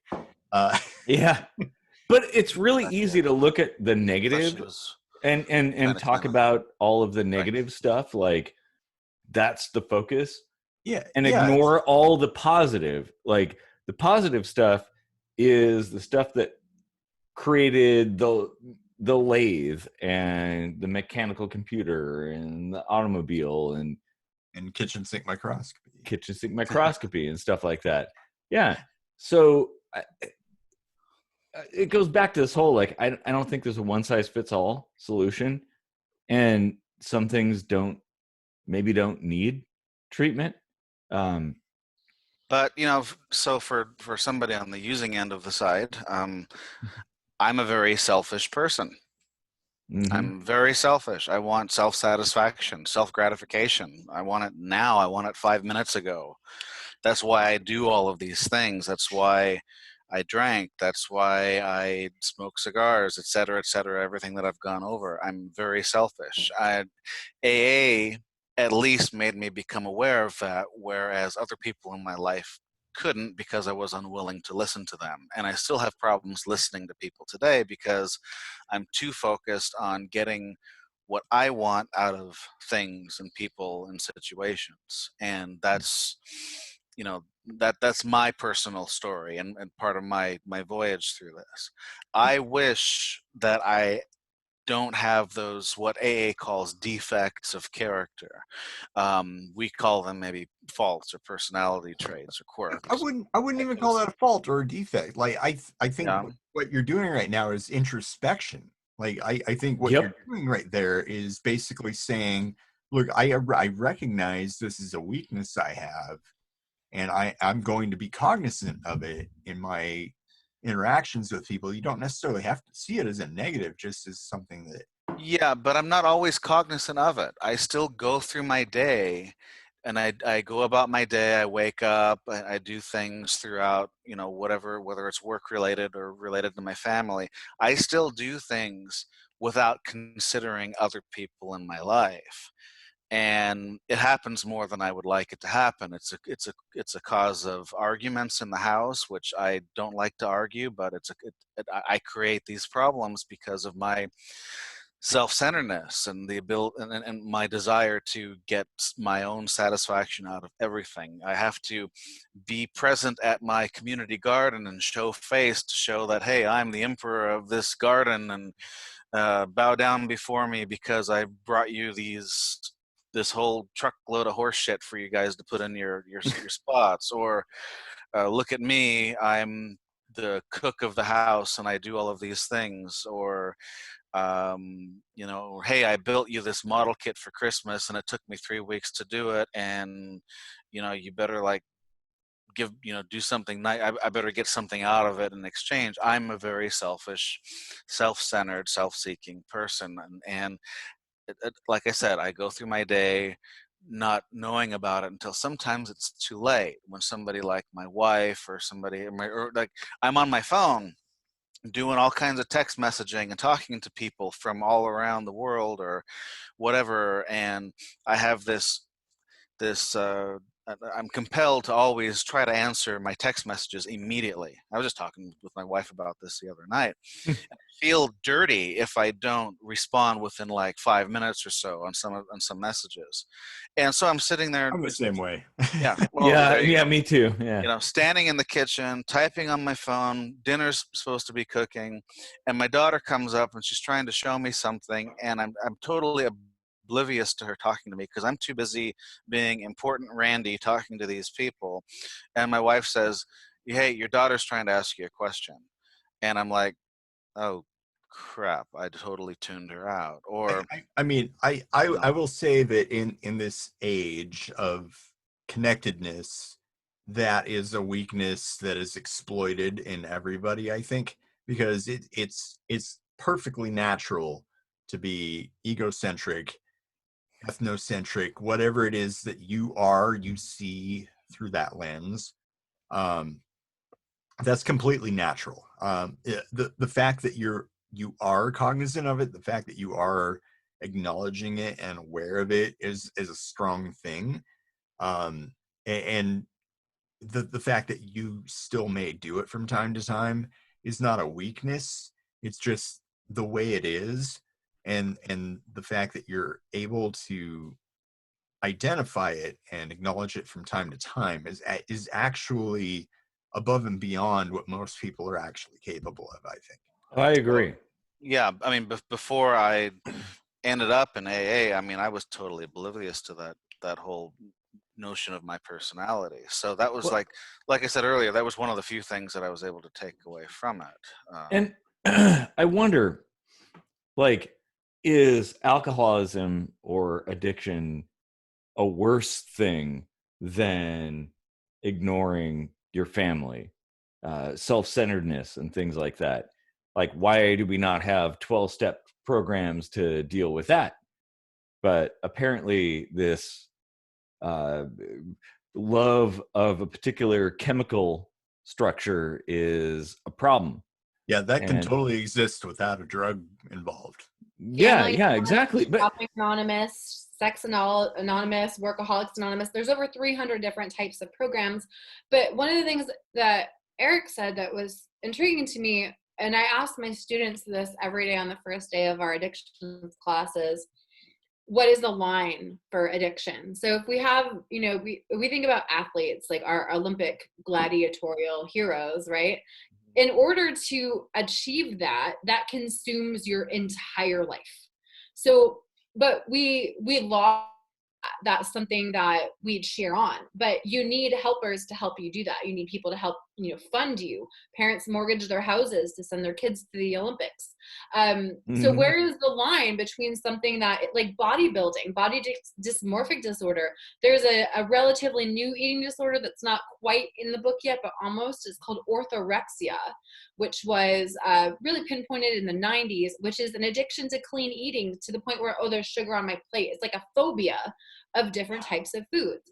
So the idea is, where is this line of addiction? And the clinical answer is when it has negative consequences on your life. And I just very quickly wanted to go over the clinical criteria with you to discuss what that is. So there's 11 criteria in the DSM, which is our diagnostic manual for the APA, American Psychological Association.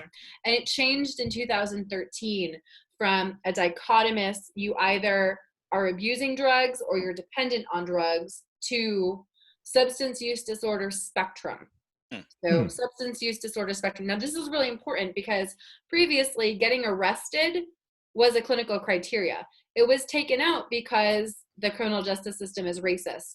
Who gets arrested for drug crimes? Brown and black people. Who uses most of the drugs? White people. So that's a problem. So that was taken out. And the other thing is the word dependence. If you are insulin dependent, are you addicted to insulin? Ooh. No. Technically speaking, yeah, I guess so. But you're not, though. So just because you're dependent on something doesn't mean that you're addicted to it. Yeah, so, it's not a psychological or a physiological thing. It's something that, like, well, actually, Well, it there's is physiological. Yeah, that's true. But it's different. It is. And I would be remiss in my professorly duties if I didn't just quickly mention this.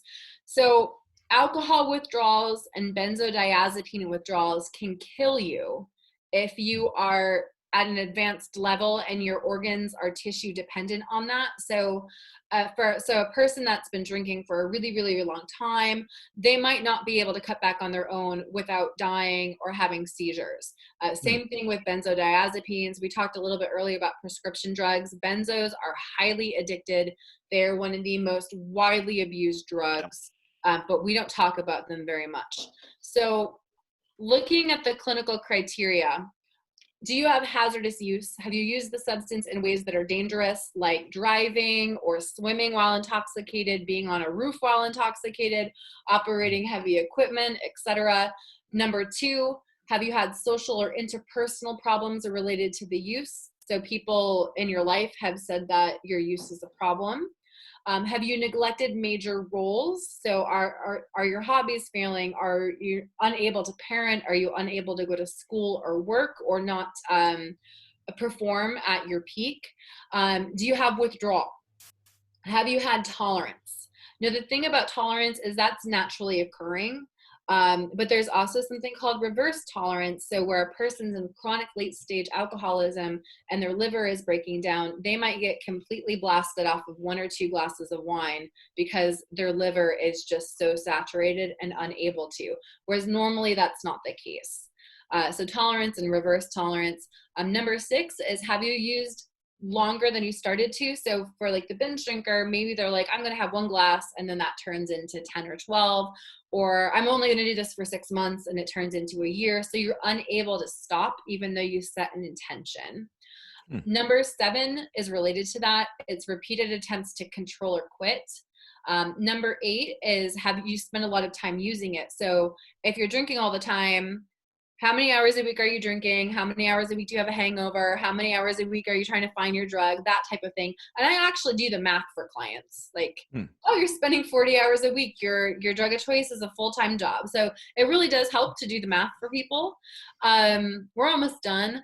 Number 9, do you have physical or psychological problems related to use? So for example, cirrhosis, drinking to cope with emotions, that type of thing. Or if you know that you have a psychological or physiological problem and you're not supposed to be drinking, I can't tell you how many times people are like, I'm depressed and I'm on antidepressants.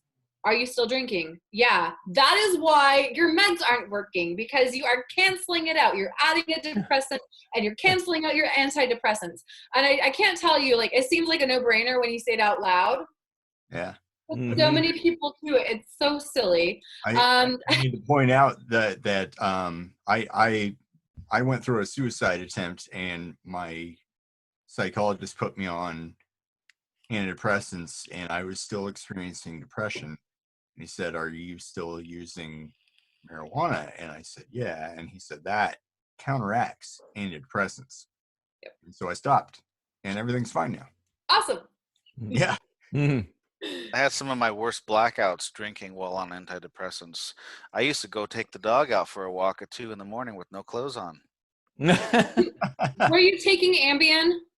No, I was taking Celexa. Oh. The reason that I asked about the Ambien is because my hardcore drug users that have no problem with meth or heroin, they're afraid of Ambien. And all of the stories that I've heard end up with people cooking naked or walking their dog naked or running down the street naked. There's nakedness with Ambien, and it scares the hell out of people because you have these blackouts. So 2 last criteria for addiction. I get naked all the time, but I'm like more of a nudist, so that's completely different, and that's not a psychological problem. Have you given up activities so that you can use? Have you given up your life? Has your intention changed? And then the final one is craving. You experienced cravings for the substance, and that's a relatively new criteria because of brain mapping that the craving changes the brain. So I mentioned the spectrum. If you have 2 to 3 criteria out of those 11, you have a mild problem. If you have 4 to 5, you have a medium. 6 or more is a severe problem. So when we're doing evaluations, we look at each drug. So somebody could have a severe marijuana problem and a minor alcohol problem. And there used to be something called polysubstance use disorder, which was a diagnosis code that was taken out of the DSM-5. And what that was a person didn't really have a drug of choice. They just took whatever they could at all. But what we do now is we have, like, you have a primary drug, a secondary drug, and a tertiary drug. And those are the criteria. So real quick, just in case people don't know, what are some examples of benzodiazepine? Xanax, Ativan, Valium, Klonopin, lorazepam, all the PAMs. Counters, basically. Yeah. They are sedatives. They commonly give out Ativan for folks who are going through alcohol withdrawal or are in alcohol treatment. I actually had a regimen of that myself years ago. And it acts on your brain just like alcohol. It has a similar effect. I've had a few of the other ones before in the past, and some will knock you on your butt. Sometimes they'll give you like a Valium before you go in and see a dentist, in case you have anxiety for dental procedures or a gagging reflex, because it just relaxes you and you feel like you're just a limp noodle just floating around there on the chair. Yeah, I got Ativan for nausea. Really, for nausea? That's rather interesting. I believe that's what it was for. Well, you were going through cancer treatment. Oh, yeah.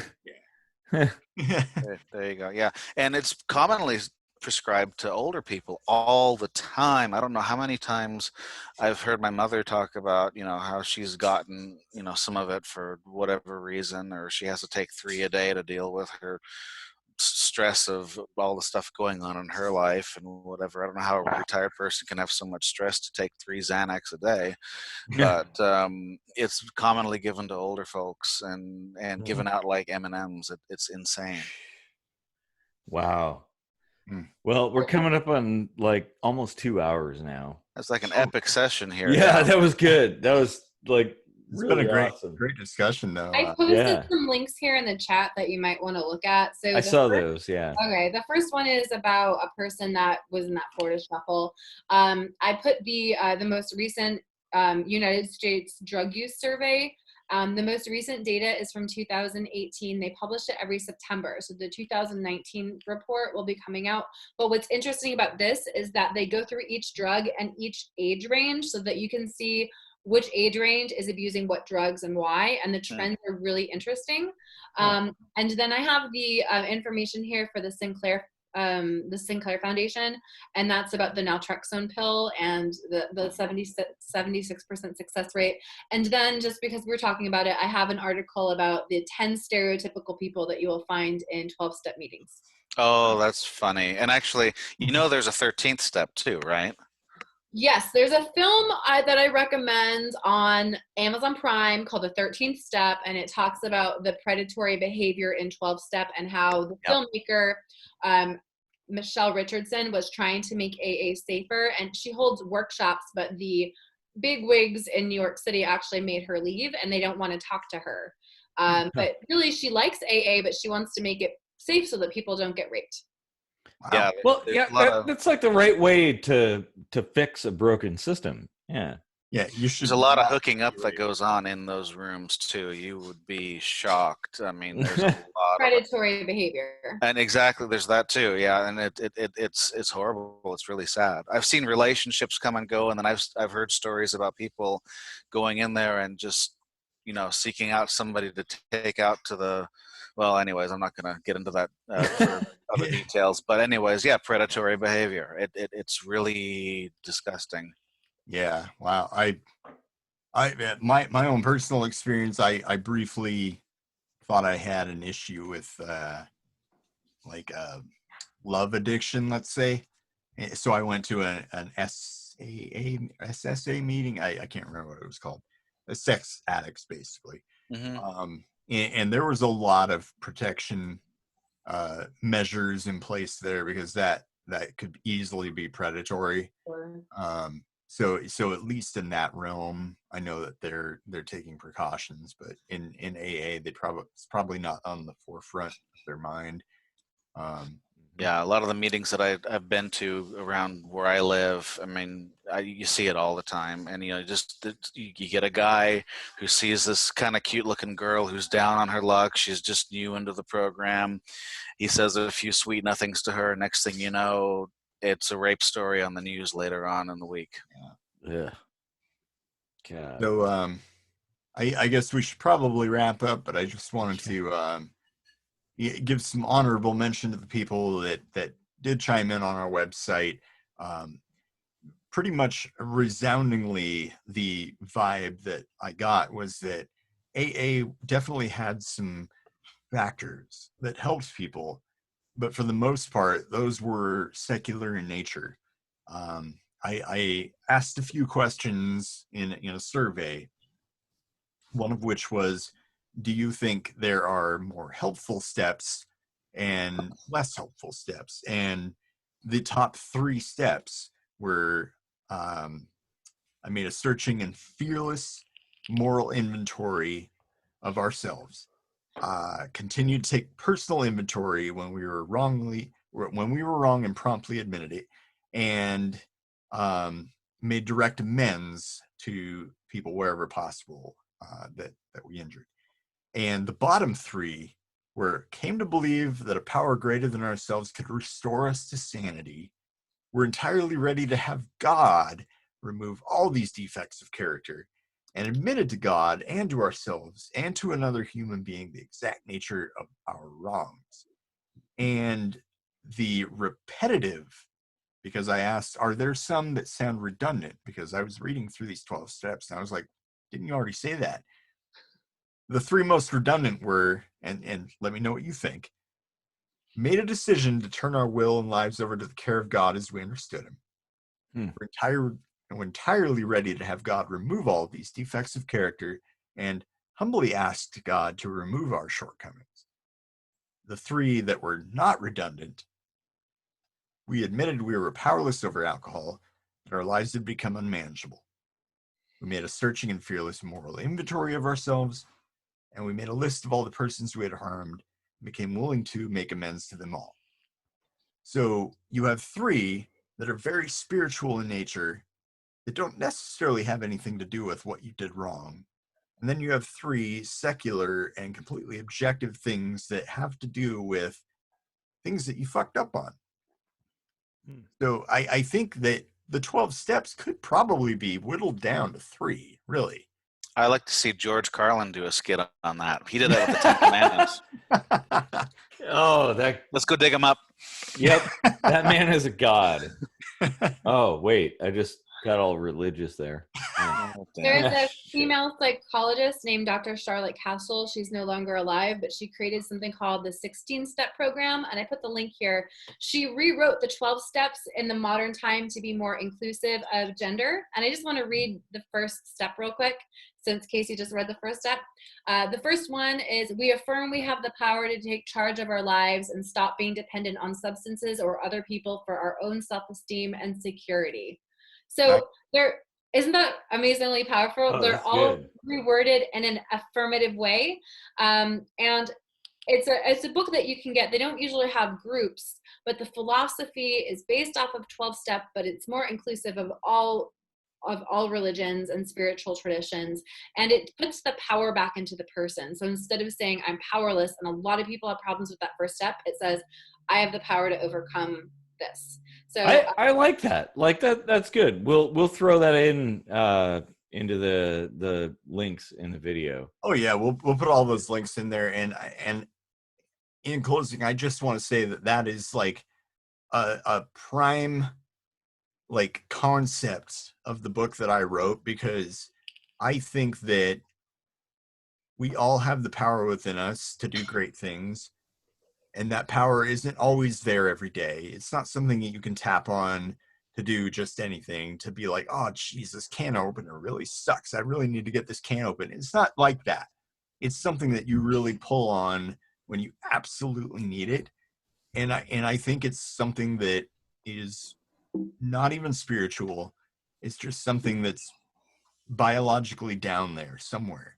And, you know, it's like these mothers that are able to lift cars off of their children after an accident. You know, it's like what Bruce Banner was trying to tap into when he became the Incredible Hulk.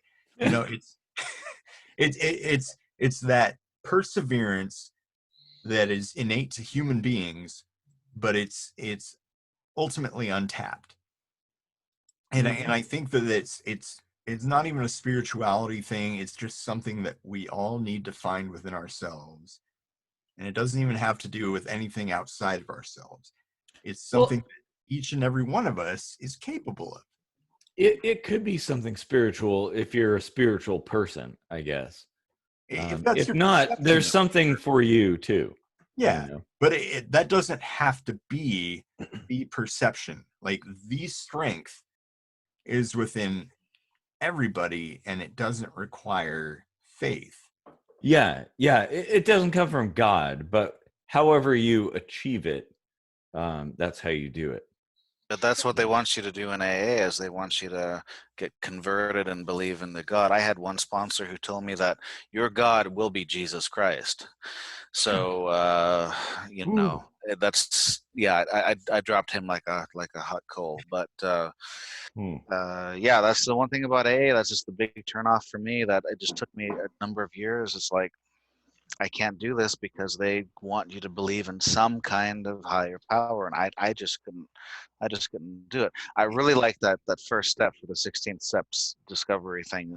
You know, it sounds so much more, empowering, and it resonates versus sounding of resignation and despair and of, oh well, I give up, I'm hopeless, and there'll be a God that'll just take it away and call me a sheep. And the idea that you're always going to be an alcoholic. Like there's no light at the end of the tunnel for you per se. Yeah. And there's no here or there. It's like you're an alcoholic. You're always going to be an alcoholic. You're always going to have to go to AA until you're dead.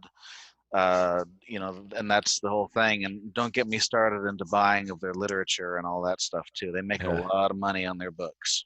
Oh yeah. You mentioned was the whole being addicted to AA, and the book The Sober Truth that I brought up earlier talks about this. So people really do become addicted to it, and then that their whole identity, so if their whole identity was being an addict and then their whole identity is being in recovery and then they have a relapse, they go even further into that shame and guilt because they're like, I failed. And so that's why I think it's really important that we have an integrated approach to addiction recovery. Like, you're not just an addict. That's not your whole identity. So why would your recovery be your whole identity? Like, people go to 3 meetings a day and softball and all this stuff. And then like Randy said, he was shunned. Like, he stopped going, and like, you know, you're a pariah, and that's not okay. Yeah, no, the recovery should never be the goal. The normal should be the goal. You know, what you should be proud of is getting back to that normal, not being like, look what I did. I found God and I overcame this. And look at my 34-year coin. Right. Yeah. Yeah. There's so much overcoming pressure, adversity, you know? or something like that's a good thing, but the totality of who you are shouldn't be the struggle that you're undergoing. You know, you're a lot more than that. One more thing too, you know, you go into a room of AA, at least on the West Coast, the ones that I've been to, there's not a lot of folks in there from Asia or from Mexico or who have skin colorings that are darker than mine. There's very few people who, I mean, there's a couple of meetings in Seattle that are fairly African American heavy, but for the most part, especially the church-based meetings, it's almost like a whites only kind of a special group. We had one guy come in, he announced his name one time, and he was from South America, and you know, you could hardly understand what he was saying because of his accent, but he spoke perfect English, and people were just like suddenly just jolted, like, oh my God, there's somebody here who's not white. Yeah. You know, it's weird. It's really weird. And that's bogus, because, you know, things like this are a human thing. It has nothing to do with your culture or country of origin, or but they melanin. do produce the books in multiple languages worldwide. Mm-hmm. I've got one that's in German as well, just for the fun of it. They're published in Chinese and you know, probably in Japanese and multiple languages, Spanish, of course. A lot of Spanish editions that are out there, especially in California and places to the south. And there are international meetings, so there's not just AA in the US, there's AA in UK and in Europe, and I even tried to go find an AA meeting in Japan one night. But I walked into the Catholic church that was being held at, and there was nobody there, and it was published on their website, but they are held worldwide. But I mean, I like the fact that it's kind of a decentralized DIY sort of system, but without any standards or a system of updating it. Like, you're going to run into problems. And it's only as good as the people who set up the meeting. Yeah. Because the people who are running the meeting, there's like a secretary who reads off the stuff, and then you pass out literature for people to read and take turns, like the 12 steps. There's also the 12 traditions, and there's the 12 concepts, which nobody talks about hardly at all. And then they get into a topic, and then depending on who's up there at the front of the meeting, you could have a speaker meeting where somebody's telling their personal story, how they found God. You can have somebody who's like just being a chairperson who sets the tone for the meeting, and they could be like, hey, just tell me about your day. And you've got a bunch of people who half might even be at their first meeting.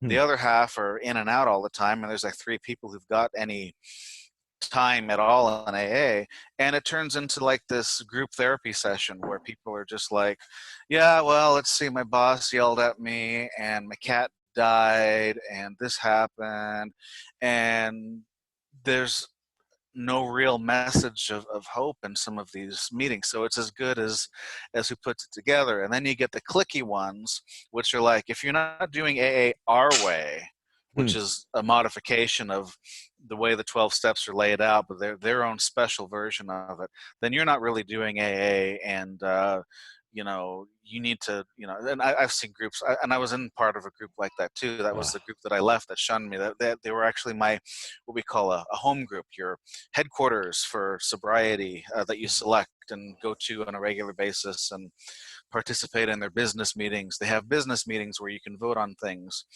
Our group had at the first, or whenever the meeting would start, they would have 15 minutes of the secretary reading off a list of rules for the meeting. What you can do, what you can't do. You're going to be timed for 5 minutes when you talk, and I've got a timer right here, and when it goes off, then you have to stop talking. We move on to the next person, and on and on and on, and don't park your cars here in this parking lot, and don't do this outside, and don't do that. And then, okay, now let's give out coins, and let's, you know, pressure people into talking about their proud time and their sober time, and to set that tone of like, hey, I've got 2 years, like, you know, there's a lot of demands that are placed on these people, and then how do you know they're telling the truth? You know, you're not going to give them a breathalyzer test when they walk in the door. So it's just what a different world it is. And then to just finally get up one day and have something click, and just walk up and just say, like, you know what, that's it, I've had enough. I mean, this, for me, this is kind of like, and this is my selfishness, this is kind of like my coming out party to the world for like, hey, I'm not an AA anymore, because I haven't told a lot of people, and it's been a couple of years. Even my good friend who still goes to meetings, I haven't told him, just because I'm afraid that he might, you know, think otherwise of me for that. That's something I've got to work out on my own. But I've had, all the friends that I made, friends by association of being in AA, by being present and being part of the club, they all just kind of just shunned me and disappeared and just went away. And the town's big enough. I've maybe seen 2 of them in the last couple of years, and even at that, it's like a passing glance, or, oh, I know that person who's over there and in line at the grocery store, and wait, are they carrying a bottle of vodka? You know, so can you even call it group therapy though? Because in my experience, you're not allowed to crosstalk, which I thought. Oh, there's crosstalk. Yeah, I thought that was just, you don't talk over people, but they were like, oh, you're not allowed to talk to someone. And I was like, well, how are we supposed to make a connection if I can't commiserate? There are some meetings that get so raunchy, especially the late night ones, and they get really wild with crosstalk, and it's almost like you got a peanut gallery back there. You can't say anything without getting heckled almost. It's pretty crazy. Jeez, it's like British Parliament. There are some differences, like AA and NA. I mean, they're fundamentally the same thing, but one of the things I just wanted to mention to illustrate Randy's point was AA does tend to be more elitist and cliquey because their drug of choice is legal. And I've had clients run out of AA meetings that they were addicts and alcoholics, or maybe they were just an addict looking for a meeting, and they go in and they say, my name is so-and-so, I'm an addict, and they get chased out of the meeting. Yeah. And I've had this, you know, with clients too, like, isn't there a rehab center just for alcohol? My drug of choice is alcohol. Guess what, hon? You're in the same place as a 17-year-old heroin addict. It's the same damn thing. You're not any better because your drug of choice is legal. But it tends to be older people that didn't realize they were an alcoholic, 40s to 60s, white, affluent. Yes. And you've got meetings where people have been there for 20 or 30 years and they're best buds and they don't like newcomers, and they will chase you out, especially if you say that you're an addict. So I have told clients, you know, if they can't find an NA meeting, don't say you're an addict, just say you're an alcoholic and just sit there. Otherwise you could be ridiculed. NA does not tend to have that problem, and NA does tend to be a little bit more diverse in terms of gender and race. If we look at drugs of choice, 80% of alcoholics are men. 20% are women. And who uses drugs and which drugs does change off of gender, and all of that information is in that SAMHSA report if you're curious. That sounds about right for meeting attendance wise too. I mean, it's, generally men heavy, and and there's not a lot of, like, you can see like the women sitting together and the men are across on the other side sitting together doing the men thing, hey, we're gonna man spread here and hang out. Hey bro, how you doing? There's one meeting that meets in town here that's almost all men, and it's like a bro love fest. Like, you can literally, there's a word I really want to use, but I know it's probably going to get you guys in trouble on the YouTube, so I'm not going to use it. But you can literally just smell the certain excretion in the room because they love each other so much. But there are meetings for men only. There are meetings for women. There's gay-friendly meetings. There's a variety of different kinds of meetings. There's meetings that allow people to come in who are not alcoholic or are guests or family members. And then there's also this fun enigma called al-anon, which is for family members of alcoholics, which is a 12-step program based on AA.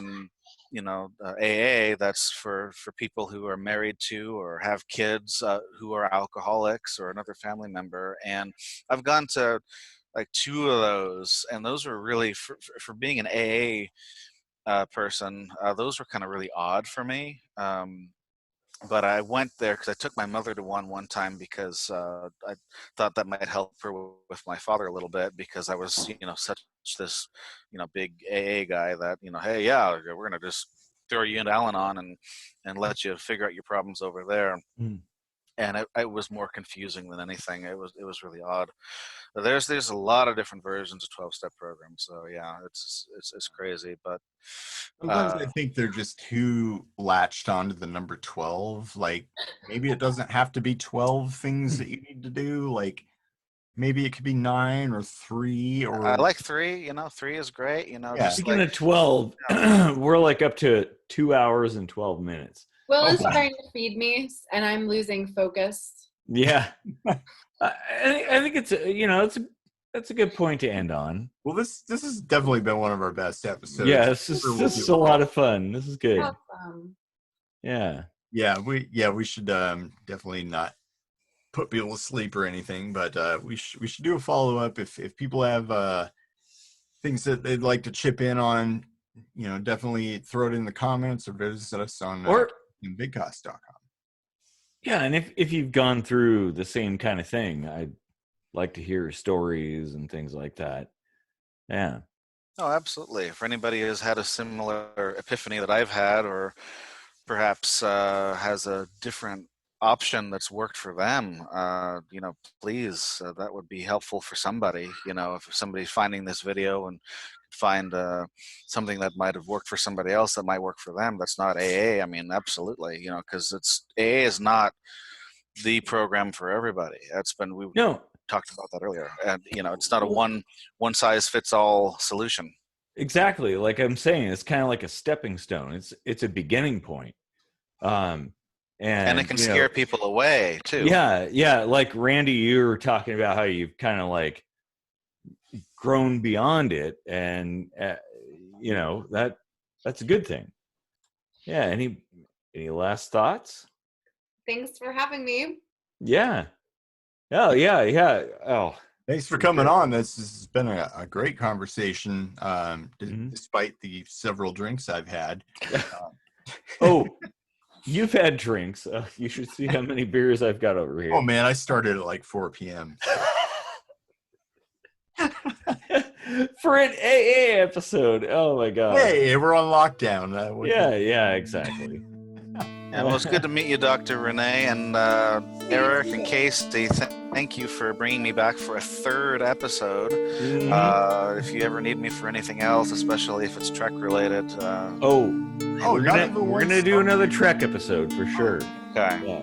Well, if you need me for it, let me know. I'm always willing. So. All right. Well, thanks for deep sync diving with us, and if you stuck around this long, hang out for the song, because you've been in it for over 2 hours anyway. So. That's why I'm here. I'm here for the song. It'll be awesome. I promise. Have Have a good night, everybody.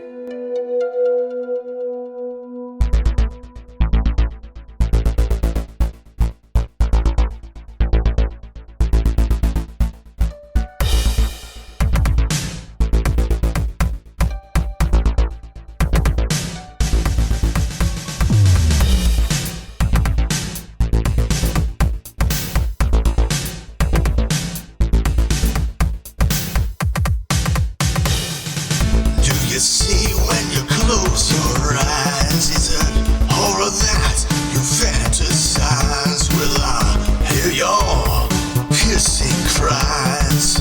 One never knows until one tries. Is this something on your mind? Is it what you thought you'd find? Whereupon you then declined association with my kind.